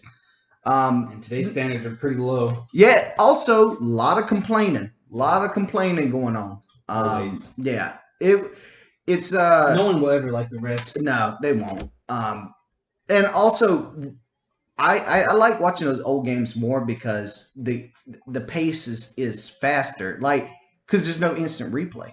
They don't review fouls. And they just keep it going. They'll argue for like a second, but then they got to run back on defense. So the pacing's a lot better. Like, you can't look away, and you also have to remember the score because they didn't figure it out to put the score. So they'll tell you the score, and then it'll just go away. And you're like, what was the score? You have to be engaged. So it's more. I bet that was annoying. Oh, dude. You were like, I'm going to turn this shit off. I don't even know what the score is. Why am I watching this? But Wilt Chamberlain, number 2 center. Number 3 center, kind of a sleeper. I got Hakeem. Greatest two-way player ever, in my opinion. Number 1 in blocks, top 10 in steals as a center. Unstoppable down low. That was a brick. Beat Shaq in the NBA Finals, 1995, whatever. I was born, whatever. So, like, how close do you think it is between Hakeem and Shaq? It's very close. I got Shaq at number 4. Yeah, I figured. Shaq, for that 3-year run, 2000-2003, was the most dominant force I think the league's really ever seen for that 3-year stretch. The problem is, though, name the center he went up against the Indiana Pacers. I can't. Smits was his name, and he was garbage. He sounds like name the center he went up against in 2002 against the New Jersey Nets. Again, I cannot. Shaq dominated because he was literally the biggest, strongest. Now, in 2001, he put it on Mutombo. I will give him that. He, first game, 44 and 18. Like, I mean, put it on him. Dude, and what people forget about Shaq, they always say, like, he was just bigger and stuff. And that is true. Was big. Mutombo was big. Shaq had some of the best footwork and I think it's because his feet were so big. I really do. Step on him. Dude, his footwork was unbelievable. And also, he could handle the ball outside as well. If you go back and watch a 2001 Shaq, you'll see him drive into the lane, do like a spin. Like, he is not just a traditional center. Shaq was a human specimen. The problem I had with Shaq, the reason why he's behind Hakeem, is because Shaq didn't take the game seriously. I knew you were going to say that. Yeah, and I can't reward sorriness. It's hard for me to, one thing that's funny about Hakeem, though, David Robinson won the MVP one year, and they played the Rockets in the playoffs. And David Robinson got his MVP award first game of the playoff. And he's doing a speech, and he's thanking everyone, that was in the race. He leaves off Hakeem's name, who was second MVP. Hakeem dropped a 36 and 15 on him. And then afterwards, he was like, all right, guys, I'm leaving. I'm going to David Robinson's house to get my MVP. I love it, dude. I love how competitive these guys are. And then number 5, I got Bill Russell. Okay. Look, 11 championships in 13 years. Completely revolutionized basketball to what it is today. I still think by today's standard, he would be a freak athlete.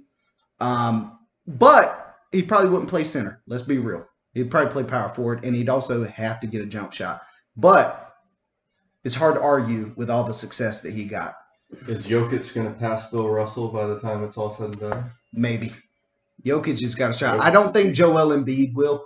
I think Joel Embiid's probably got 2 or 3 more years until he's on decline, because of injuries and stuff. Jokic has a legitimate shot because Jokic's game isn't based off athleticism. Not at all. Dude, it's so different. Okay, sorry. Before I let it pass. Yeah, go ahead. When you say you can't reward sorriness, do you consider? I'm just wondering. Do you consider Shaq's level of sorriness the same as Wilt's level of quote unquote sorriness? No, Or do you think Shaq was way? Because I just feel like Shaq was such Shaq was dipped. Shaq was such a crybaby, man. He got his ego hurt when Kobe turned into a superstar, and he just had to be the best player. Shaq could have been without a doubt the greatest player ever if he would have stayed in shape. Took care. Yeah, I really do, dude. Shaq was. I'm not doubting you. He had all the physical. He had 14 years of 28 and 14 or something. It was something crazy like that. Shaq was. And I was one of those guys that was always saying nah, dude, Shaq, he's not, he's just big and stuff. But then I actually Shaq jersey. Yeah, I did. But it was a Miami Shaq jersey. You did. Yeah. My mama bought it for me. I just put it on. But if you actually go back and watch Shaq, you realize nah, this dude, he's really good. It's not just. So you're knocking Shaq a lot for his attitude and just his lack of work ethic. He also got swept out of the playoffs 7 times. Yeah, that's a lot of. That's a lot of time. He had that 3-year stretch, and it was amazing. But then after that, it was just kind of a letdown. Especially, honestly, when he went to Miami, it was all right, it's over, And then he hung around because he was trying to get that 5th ring to tie Kobe, and it was just sad. We saw him those Cleveland years, and then that Celtic. We saw too much. He should have got out after Miami, win the ring, just sell off, and be like, look, I'm done. It's unfortunate, but I look. He's still number 4. Center all the time. Absolutely, yeah. Yeah, it's not an insult. No, it's not. He's still, and I think even Shaq would probably be, probably still be pretty happy with that ranking. He even said I didn't work hard enough to be the most dominant center ever. He was like, but I did work hard enough to win championships and stuff. So it's just a different mindset. Whereas Wilt was always in shape. He had to be. Had to be. He's like, man, I got to drop 50. Anyways. Where do you think Dwight would be if he gave a fuck? You don't think Dwight gives a fuck? I think Dwight gives more of a fuck. He does more now than Shaq does. I did. Well, Dwight kind of fell out of love with basketball in Houston, right? He was saying that's when it started. Or right when he got with Kobe. Why do you say that? Because injuries and back problems. Injuries, back problems, and then him and James Harden weren't mixing, and then there was like locker room problems. There was a lot of things going on with, and then his personal life started kind of falling apart too. The problem with Dwight is when you are a center that played in Orlando and you are as dominant, dude. Early Dwight was I was like, we're talking about him like he can be the greatest. This is the next Shaq. Like if it continues, he looked like the next Shaq. Like he really did. I was like, man, this guy he's unbelievable. He dunked so hard he broke the shot clock in a playoff game. I mean, he was amazing. And then when he started having problems with the coach, tried to get the coach fired. Like he never got it, like it never seemed, you never want to see your best player on the court, like smiling all the time, like it. And then why? I don't know, but it just, for some reason, he never gave off that vibe like he really, really cared. See, it bothers me when people say that about Dwight. I don't know. Like, I just don't think, like, the dude's out there having a good time. I don't think that means that he's not taking it seriously. I think that's just his mannerisms. Yeah, I guess. But the problem is when you are in Orlando and you're that dominant, and you're also one of the best, another guy who's got a case for being one of the greatest defenders. 3 straight defensive player of the years. He's gonna make the Hall of Fame. But he started getting compared to Shaq, and I think it was clear when he went to LA he wasn't Shaq. But a lot of that was because the back problem, and he never really developed this post game to where it was like suitable. The athleticism kind of went, it was just unfortunate events. But Dwight Howard still, I would say he's probably a top 10 center all time, right? Maybe number 10. But he's definitely a top 10 center of all time, I would say. Yeah, over Patrick Ewing. I don't know, man. Like offhand, like I guess when we're comparing Patrick Ewing to Dwight Howard, there's going to be a stark difference between Dwight Howard's best years and Patrick Ewing's best years. Mm-hmm. There's going to be a stark difference, and even like Dwight Howard today is still a good defender. Role player, Yeah, he's clearly better than Patrick Ewing in my opinion. I don't know. I'd have to. I really didn't watch. Yeah, I really didn't watch a lot of Patrick Ewing. Ever. So I had we're talking like 8-point-something rebounds per game for his career, and like 16 points maybe. I don't know. Who, Dwight? Ewing. No, Ewing averaged like 23 and 9 or something like that. 23. I'm pretty sure it was like 23. Okay. I could be wrong, but I think it was like 23 and 9. I can tell you. I know he was averaging like 23 and 10 when he was with the Knicks, but then he played with Orlando for a little bit, and everyone forgets that part. Yeah. All right, you got to do your top 5 now. Oh yeah, top 5. Okay. He averaged 21 and 9.8. Yeah, okay, 21 and 9. So 2.5 blocks. Pretty solid stats. But all right, so maybe I'm completely wrong. I'd have to look at Dwight because Dwight he doesn't have a ring. No, he never got a ring. Dwight? No. Yes. Dwight Howard has a ring. And he went to a final. He played with the Lakers. 2020. Oh, okay. Yeah. He didn't. Yeah, he got a ring, but it doesn't. Yeah. Yeah. But okay, so my top 5. I got Jordan at 1 right now. I got Bron at 2. Look, here's the thing. Bron's still playing. I'm a Bron guy. He's still playing. But I will concede. I think when Bron gets this 5th ring, which will happen. What if it doesn't, though? Are you not going to put him ahead of Jordan? Here's the other thing. When he breaks that all-time scoring record, which he will, I hope. I mean, it's to me right now. I still got Jordan up there, but I think when it's all said and done, I'll have Bron as number 1. But for right now, I got Jordan. Number 3, I got Kareem. Number 4, I got Wilt, and then number 5, it's whoever you want. It's so I don't know yet. I had Kobe up there at number 5. Seems a little high. Personally, I might put Larry up there. Pretty low field goal percentage. Pretty low field goal percentage. Bad teammate at times. Yeah. Really, honestly, he's a dog. He is a dog, though. Mm-hmm. I will give him that. Hey, one of the clutchest triple team jump shooters. Yeah. Ever. Ever. You know. So bang. Mark just like I told Kobe before the game, just be great. That's best. That's best. So anyway, so I'd probably have Mark Kobe. Jackson every podcast. Yeah, Mark Jackson's got to be brought up every podcast. But anyways, so just to go back to Bill Russell here because we went on a tangent. Just a little bit.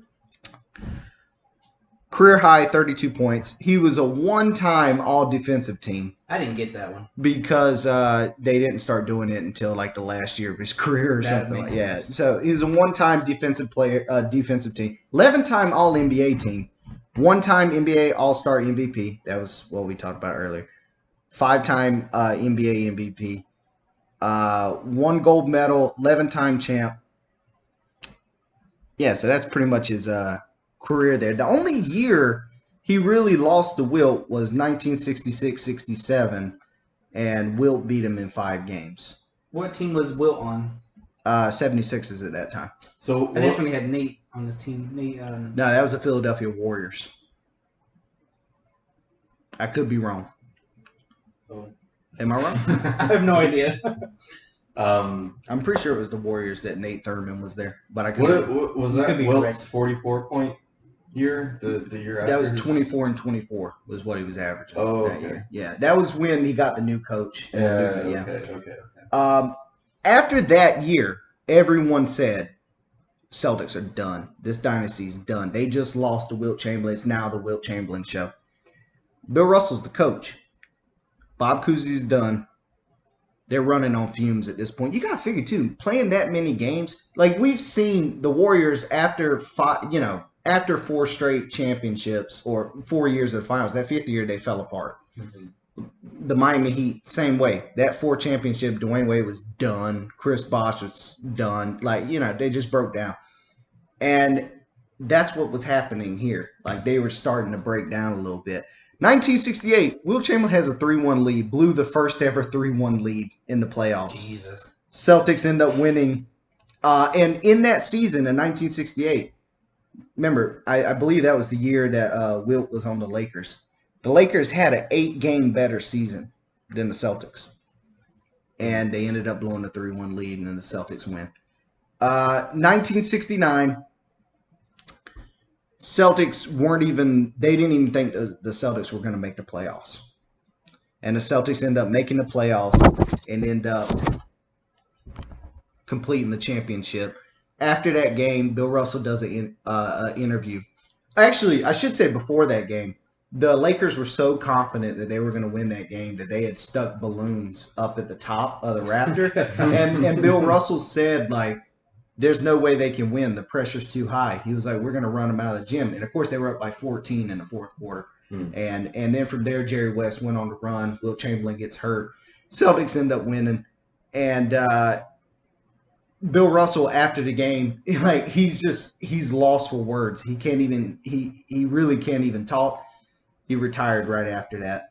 And he even said, I played the perfect amount of games. I didn't play too many. I didn't play too few. I couldn't summon that fire the same way. He couldn't throw up anymore. He couldn't throw up anymore before a game. So he was like, it's time for me to walk away. And what's crazy is after that, the Lakers actually reached out to him and wanted him to join and play as a backup center. And he said, that's crazy because I'm a starter. And he's like, no, we already got Wilt Chamberlain. He's like, that's funny. He was like, we already got Wilt Chamberlain. Yeah. And he was like, yeah, Wilt can come off the bench. One thing I found funny, so him and Red Auerbach were at a diner, and a waiter comes up and says, did you hear about Wilt Chamberlain's new contract? He just got $100,000. And Bill Russell said, you know what I want, Red? I want $101,000. And they gave it to him. So he had the highest contract in the NBA at the time. I thought it was pretty cool. Petty. Mm-hmm. Man, inflation, right? It's crazy. It's so crazy the amount of money that We're talking about Bill Russell making and Wilt Chamberlain making $100,000. Yeah, and I'm sure for that time, they were like, dude, I am balling. But now you see these guys making like $40 million in a year, and you're like, whoa, all right. It's just, but without guys like Bill Russell and Wilt Chamberlain, guys now wouldn't be able to have, Bill Russell was also part of like making the CBA, is that what it's called? For the players. Collective bargaining agreement. Yeah, all that. Yeah, he was responsible for a lot of that. He was a terrible commentator. I think I made that very clear. Also, why was he such a bad commentator? Like, you'd have to listen, dude. I kind of want to now. Did you just say like one of those former players where it's like, I know there's more going on up there, but you're just saying you're giving me nothing. No, he's a lot of like when he's calling a game, he'd be like let's say he's calling like a Lakers game, and he'd be like Jerry West hit a jump shot, he'd be like, Jerry West has always been very efficient from that spot of the court. Like there's not a lot of charisma there. There's a reason why Wilt Chamberlain was always in the spotlight and Bill Russell was just focused on winning. The personality was a bit of a struggle. What did Wilt do when he retired? He played volleyball. He also, he did, and he was actually like one of the greatest volleyball. He's dominating. He probably won a gold medal. He acted in a couple movies. He wrote a couple books. Living life. He invested in some type of company. I forgot what it was called, but he did a lot of things. He stayed pretty relevant up until Bill Russell. I mean, the greatest winner in NBA history, right? Like, I mean, it has to be 11 rings. I mean, almost across all sports. By the numbers, greatest winner. I'm trying to think if I would consider anybody. Phil Jackson. He won rings with the Knicks. He won a ring with like some other country, and then he won 11 rings in the NBA. Yeah, no, I think it's fair to say Bill Russell is Russell's greatest winner of all time. Greatest winner of all time, without a doubt. I mean, just had an amazing. Yeah. How many finals losses did he have? Just one? Just one. Yeah, and that was his second year in the league. No one remembers that one, though. It's crazy when you win 11 of them. Brady wins another one. Dude, I would already say... Can we just, can somebody assassinate him? Sam. I've been saying this for years now. I honestly, though, would already say that Tom Brady, I'd probably give him the nod. Even though it's less... It's a lot harder. It's so much harder, dude, in football. You got one... You can control one, like you're one out of 22 Tom players. Brady has just ruined... And, sorry, Tampa Bay Tom Brady is a lot more fun to watch. It is fun to watch. Fucking Pats, Tom Brady, and Bill Belichick. Like, God, they just ruined the NFL for, 2 decades, man. Yeah, they we'd be better. It's pretty funny that he's coming out more his personality. I like him a lot more now than I used to, and his jokes, every bit that I like Tom Brady more, I hate Bill Belichick more. Because I'm just it was all Bill Belichick. All right, so I told the story about him fighting, but Bill Russell and Wilt Chamberlain, even though they were really close friends, because actually when Bill Russell got drafted to St. Louis, Wilt Chamberlain was playing in Kansas City. So he would drive to St. Louis and hang out with Bill Russell. And he actually, he said that his mom, sometimes he would invite Bill Russell, if they were playing each other, he'd invite him over to his parents' house. His mom would cook for him. And he said, and then Bill Russell would go out and his team would kill him.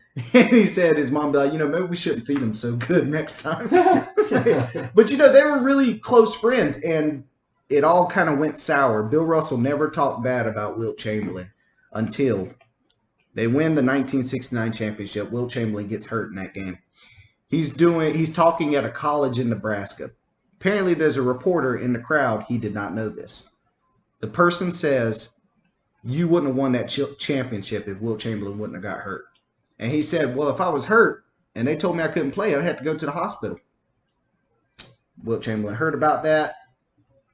all of a sudden friendship done. Mm. Bill Russell did get a chance to talk to him later, and he said, "I'm sorry for that." And they made up, and then they turned out to be really good friends. They're good friends their whole life. Dude, it is honestly, it's a beautiful thing seeing them be, and that was something Bill Russell always said. Is like we were never. It was he said it wasn't really a rivalry as much as it was just two competitors because Wilt never, even though he might not have won, he was never defeated. And I thought, dude, these two guys like could have been authors, but they both were, weren't they? They both wrote books, but the way they talk, like, it was beautiful. Like they were both so well spoken that I feel like you reach out to their family to get these backstories. Nah, I watched the videos that I send you guys. I watched the videos that I send you guys. That's what I do. You do send it to us. Yeah, I do. I sent one. I was about to say, I've only got one. Yeah, I've only sent one. No, I just like having those stories because I feel like for some reason I don't know. I don't know why this is. And Eric, so you probably don't remember this, but in 2015 we lived at the Edge, right? And I don't know if you and Chanel were dating at that time, but she was over all the time. And we were watching the NBA Finals. And it was, that was the year Kyrie got hurt. And so I remember after game 1, when Kyrie got hurt, Sam says to me, they just got to hope now they don't get swept. So I'm fuming after that point. I don't say anything. But dude, I was probably trying to piss you off. Dude, you probably were. I was so upset. Dude, I went to bed like all right, dude. So then the next game, we're all back there watching. Bron puts up crazy numbers. They win game 2. After the game, LeBron had one of the best finals performances that year. You know how I will remember that forever. You know how good you do when the guy they give Finals MVP held you to 36, 13, and 9. Yes, exactly. One of the greatest Finals performances of our lifetime. But after that game, LeBron's like, he's like screaming, and Chanel says, "God, he's just so dramatic." Dude, when I say I was fighting back tears, dude, I was fighting back tears. Like I was like legitimately like I almost, I didn't want to say anything. I didn't say anything, but at the time I was like, dude, do you realize what this guy just did? Like what this guy is doing right now is one of the greatest things. It made me so mad. She's come around to LeBron. She likes him a lot. The LeBron hate is getting ridiculous. She likes him a lot more, especially it's just. As long as he's playing, it's going to be funny. It's something to talk about. You get paid to talk about it. Yeah, just like at that moment, dude, I was like, I was so heartbroken. Yeah, I don't remember that. Yeah, I know. I figured, but it just stuck with you. Yeah, dude, it stuck. I was just thinking about it today. I'm going to go home, Corey's pissed off. Every time he sees Chanel, he's what it was is I've been listening to that Bill Simmons podcast, and he did one on LeBron, and they brought it up, and I just remember thinking like, oh yeah, I remember that what we were doing. And we were watching it, and man, that was good times, dude. I missed that. I missed that, dude. We really shouldn't have. Yeah, that sucked when y'all left, dude. But yeah, so that's pretty much Bill Russell, right? Like that's. I think we did a solid job. Oh, I did want to bring up one thing. It has nothing to do with basketball. Have you guys been listening to Tekashi 6ix9ine podcast that's out now? Have not, dude. No. It is I'm telling. It's a must listen. Because it's Tekashi 6ix9ine. Some DJ guys like Charlemagne, but he's like the other, he does like what Charlemagne does. And then it's a real gangster, like a guy who was like head of the Crips or whatever is there. And they sit down and talk. And just hearing like a grown man who actually knows about like being a gangster stuff talk to this guy is pretty interesting. I'd say it's definitely something to listen to. Very random. Yeah, I know. I wrote it down because I just found it and I started watching it, and you realize like how stupid Tekashi 6ix9ine is, because it's just it's honestly kind of sad that like, because the whole thing was like Tekashi needs bodyguards because they're coming after him, and because he snitched, right? Yeah, and he was like, no, like we're not coming after you at all because you were never in the game. You're a civilian. You're not one of us. All right. The fact that they pretended that you were there makes me want to go after them. Like it was just crazy to like hear this guy break. And then 21 Savage gets on there, And right time you think Tekashi 6ix9ine can't get worse, here comes 21 Savage. And is he worse? Oh, dude, he's the worst. And he gets on there and he goes, "Yeah, man, he's talking to the gangster guy, and he's like, "Yeah, man, I thought it was bitch shit. You talking to a rat, you know?" So he says something like that, and the dude says, I'm sorry, I'm not familiar with the lingo. What do you mean by rat?" And you could tell like the tone was like, "Oh, okay." And dude, that dude freaked out on it. It's a must listen. I'm telling you. Y'all never watched that Bo Burnham thing? This is like a clip, right? No, it's a whole podcast thing. Well, I know, but like the specific thing like that you're talking about. I think it is. If I search on YouTube, you should be able to find something. Yeah. But it's definitely. I don't know how much you guys keep up with the Tekashi situation. The podcast that I listen to is I'm not into it. So I'm interested in Tekashi 6ix9ine. I have to say, dude, he is basically Mark Twain. He has a way with words. No, he's horrendous. But I don't also, like his music. Also, part of me kind of respects it because, like, he even says, like, he's like, "No, I'm not a good rapper. What I am good at is marketing." And like everything he's done is like calculated to like, how can I get the most amount of views? Like the tattoos and shit. So, like he's not an idiot, but he is an idiot at the same time. Like you know what I'm saying? He's just a. But anyways, I'm just saying, check that out. You know, I know you ain't watched that Bo Burnham thing, dude. right? I did actually. It's pretty good, right? Wasn't bad. It's weird though. So I don't think I got all the way through. I wasn't a huge fan. If I'm being completely honest with you. I didn't get all the way through it either, but there are a few things that made me laugh, but white people Instagram, that was kind of funny. Yeah, that was solid. I like the way he was doing. It was like layers, you know, like he was doing the poses and still singing. I thought it was kind of cool. But yeah, it was definitely different to say the least. To call it comedy, I'm just not normally a huge fan of like comedy music. Yeah, you know what I mean. Yeah. Like Weird Al and Lil Dicky, they just don't do it for me. I feel like he's trying to do the same thing. I don't know, but what not Lil Dicky's like, doing. Yeah, he just quit, man. I guess now the TV show and stuff. Which the TV show's all right. It's not bad. Dave or something. Yeah. Hi, I'm Dave. I like that part. But like, yeah, it's pretty. I definitely recommend the Tekashi 6ix9ine thing. It's pretty good.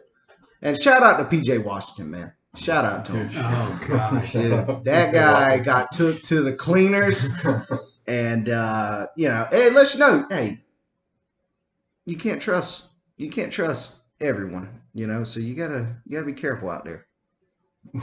And with that, yeah, and with that, all right, guys, yeah, it's rough times for me. I don't understand. He better hope he balls out this season and gets a big contract.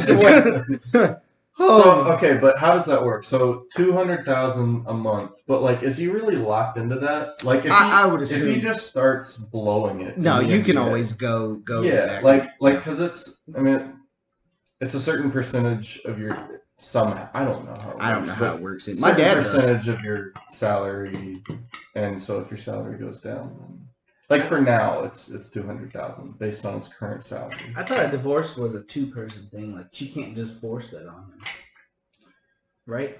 Were they married? I think she can. I mean, I don't divorce. No, yeah, you but they sure. had a kid, bro. Like, you know how that works. Yeah, but if somebody wants a divorce, you can't just force them to stay married to you. You can just not sign the divorce, and it just there's that side of it. But yeah, I don't know anything about him. I just know that money's gonna be a little tight. No, it probably won't be. Let's be real, but it's still like that's a lot of dough. But hey, you know, $2 million a year. Yeah, no more than that, right? 200,000 times 12, so 1.6 million, right? Is that right? Sam. I know it's 43 million over 18 years. It's $43 million. Yeah. So that is 2.4 million. Yes. Yeah, that's a lot of money. That's so much money. That's crazy. But Yeah, he can fight and get custody, and he doesn't have to do all that. Yeah, that's true. It's pretty crazy though that she like planned it. Like that's what's crazy. I don't like it. But hey, it is what it is. Yeah, guys, hey, look, that's it. I hope it doesn't affect the play. I hope it doesn't either. I swear. Even better than that. The Hornets gonna be legit this year. Who'd they get? They got somebody. I forgot who they got. Yeah, point guard and a big man. Who's the big man that they got? Is it Kai? We got I can't. What's his name? Plumlee. Oh God. Okay. Which Plumlee? We got Mason. the better. It's got to be Mason. The better. I don't even think the other guys. Miles Plumlee. Miles Plumlee. Yeah, both of them. Well, Miles. And we got rid of Devontae Graham. And we got some. We got to get rid of Biyombo. Dude, Biyombo. Like last year. Can we just pay him? Pay him not to play. How is he still in the league? 7 He had a good year with Toronto, I think. He did. Yeah, he did. And then like an okay year. Yeah, he wasn't a complete negative on the court. I'll give him that. But it's amazing to me. When you can't catch the ball, he has not developed. It's tough to make a case for yourself. I love like that one play where he got mad at LaMelo for something, and he like pushed LaMelo, and like, dude, Biyombo, chill, okay? Like LaMelo is, dude. What about LaMelo's brother, LiAngelo? He's on the Suns. He's balling. He's dude. balling. I like him, dude. I like his. Yeah, he hit 5 30s. He did, and he's playing good defense too. Like I think honestly, it kind of sucks that I've always felt. Because I used to watch when they went to like Lithuania or whatever. I used to watch some of their highlights and stuff. I always felt like he was the best shooter out of all of them, and he had the best body out of all of them. But for some reason, he hasn't got a shot. So this is good for him. I think he's going to make the team, and I think he'll make it. He's got to jump. I mean, I don't know how long it's going to be. Dude, if you can shoot, like, Kyle Korver made a whole career off of doing nothing but shooting. Made an all-star game. I like Kyle Korver. I like him too until you need him to hit a shot. If you need a basket, if you need a basket, you've gone off on Kyle Korver like 3 different times. I'm still not over it, dude. Like it hurts so much when we didn't bring up the Mavs this time. No, we didn't. I'm kind of moving past that one a little bit because now you're on the Kyle Korver. Yeah, I'm moving past that one because look, I like Dirk, and Dirk just put it on him. Dirk hit like 25 straight free throws in that series. I mean, he was amazing. He was unstoppable.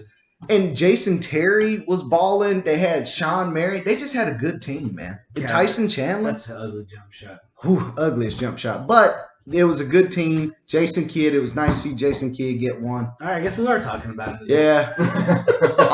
Dude, Peja Stojakovic. Dude, I think we could go for 3 hours like this, just like. Yeah, I mean, I figured we're doing 2 hours. We're at 1 hour and 57, so we got 3 minutes to kill. Yeah. I feel like 2 hours is too long. I don't know, man. The Wilt Chamberlain video did the best. Dude, let's debate for 30 minutes about whether 2 hours is too long. Yeah. No, I agree, though. I think. Hey, fans, let us know if you made it this far and if 2 hours is too long. Yeah, dude. Hey, look, why don't you guys comment below wherever you want. I'll find it eventually. Just who you want us to do, Yeah, why don't y'all fucking Sam.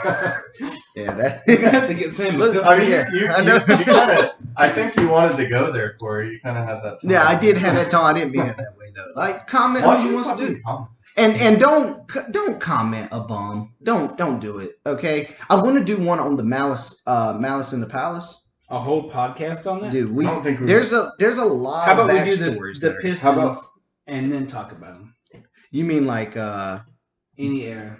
Yeah, you're right. Steven Jackson isn't good enough. Ben Wallace isn't good enough. Ron Artest isn't good enough to do. Ron Artest. We could do Jordan. We could do Isaiah Thomas though. There you go. He was a beast. 3rd greatest point guard ever. You love ranking these guys. I do. I really care. Position all the time. I really care where these guys are ranked, and I don't know why, but I do. Like, I feel like a lot of times some of these guys are shortchanged, and it's not like Hakeem. Everyone kind of forgets about Hakeem, but why don't we do Hakeem soon? Let's do Hakeem, man. I'm down to do Hakeem. because we've How many big men have we done lately? Hmm? How many big men have we already done? I feel like we've done All 2 big big men. men. Right? Duncan. Oh, yeah, Duncan was a big man. 3 big men. Okay. And we then do Bill Russell. episode 23, Michael Jordan. That's a solid number, dude. I like that. Well, what number's next? 10? 11.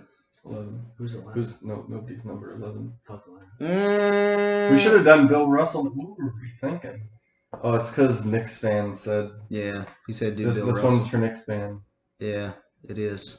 He'll probably never talk to me. Dude, I hate this podcast. He's like, yeah, I'm totally subscribed. Fuck you guys. He's gonna unsubscribe now. Yeah, he probably hates this podcast. So who's next then? I wouldn't mind doing Hakeem next. Yeah. I mean, We could rock or we Hakeem could do somebody more recent. How long are we gonna wait until we do Kareem? whenever you want, dude. Are we throwing another? Oh, we should throw in another football when football starts. That's right. We're due for. Yeah, we're due for a football We're one. due for a football. I wouldn't mind doing Allen Iverson either. I just watched. I just that. listened to a podcast on him. Dude, he was pretty cool. He was a cool dude. Dude, I just watched that 2001 game. That's why I brought up Shaq in 2001. I just watched the 2001 NBA Finals game 1 where Allen Iverson had like 48. Fuck it, let's do Iverson. Dude, I'm down for this. Dude, Tyronn Lue was giving Iverson the business in the Dude, I watched Iverson. You know that big 3 thing? Like the 3-on-3? Dude, I watched Iverson in the big 3, and he was trash. Yeah. Man, he came in for like a quarter of the game, and he airballed one shot, and he passed a few times, and he came out. It was really disappointing. I was like, man, I'm going to get to watch Iverson live. It was just trash. Iverson really was at the forefront when the NBA and hip-hop kind of took over the NBA, and Iverson was really that, like, for a lot of guys, clothes era. Yeah, like Iverson was really the first guy. Like a lot of players and stuff looked up to Iverson, very similar to the way they looked up to Jordan, because Iverson, quote unquote, looked and dressed like them. Like that was what Steven Jackson said. So he's definitely advanced stats. Yeah, he's one of the biggest icons of all time. I said let's do him. Advanced stats do not like Allen Iverson. He was never the most efficient. Yeah, but he's one of those guys where you had to see it. You were a fan of him for the show. Yeah, like he was must-see TV when it was on. You knew he was going to get in the scuffle. Getting crossed up doesn't show up on the stat sheet. Had the meanest. Shook Jordan out of his shoes. Yeah, he did. All right, that's it from us. This was on Bill Russell. For like a quarter of it. Yeah, for a little bit of it. But you guys he rebounded and defended a lot. You know what I'm saying? He's a top 5 center in my opinion, but you can't put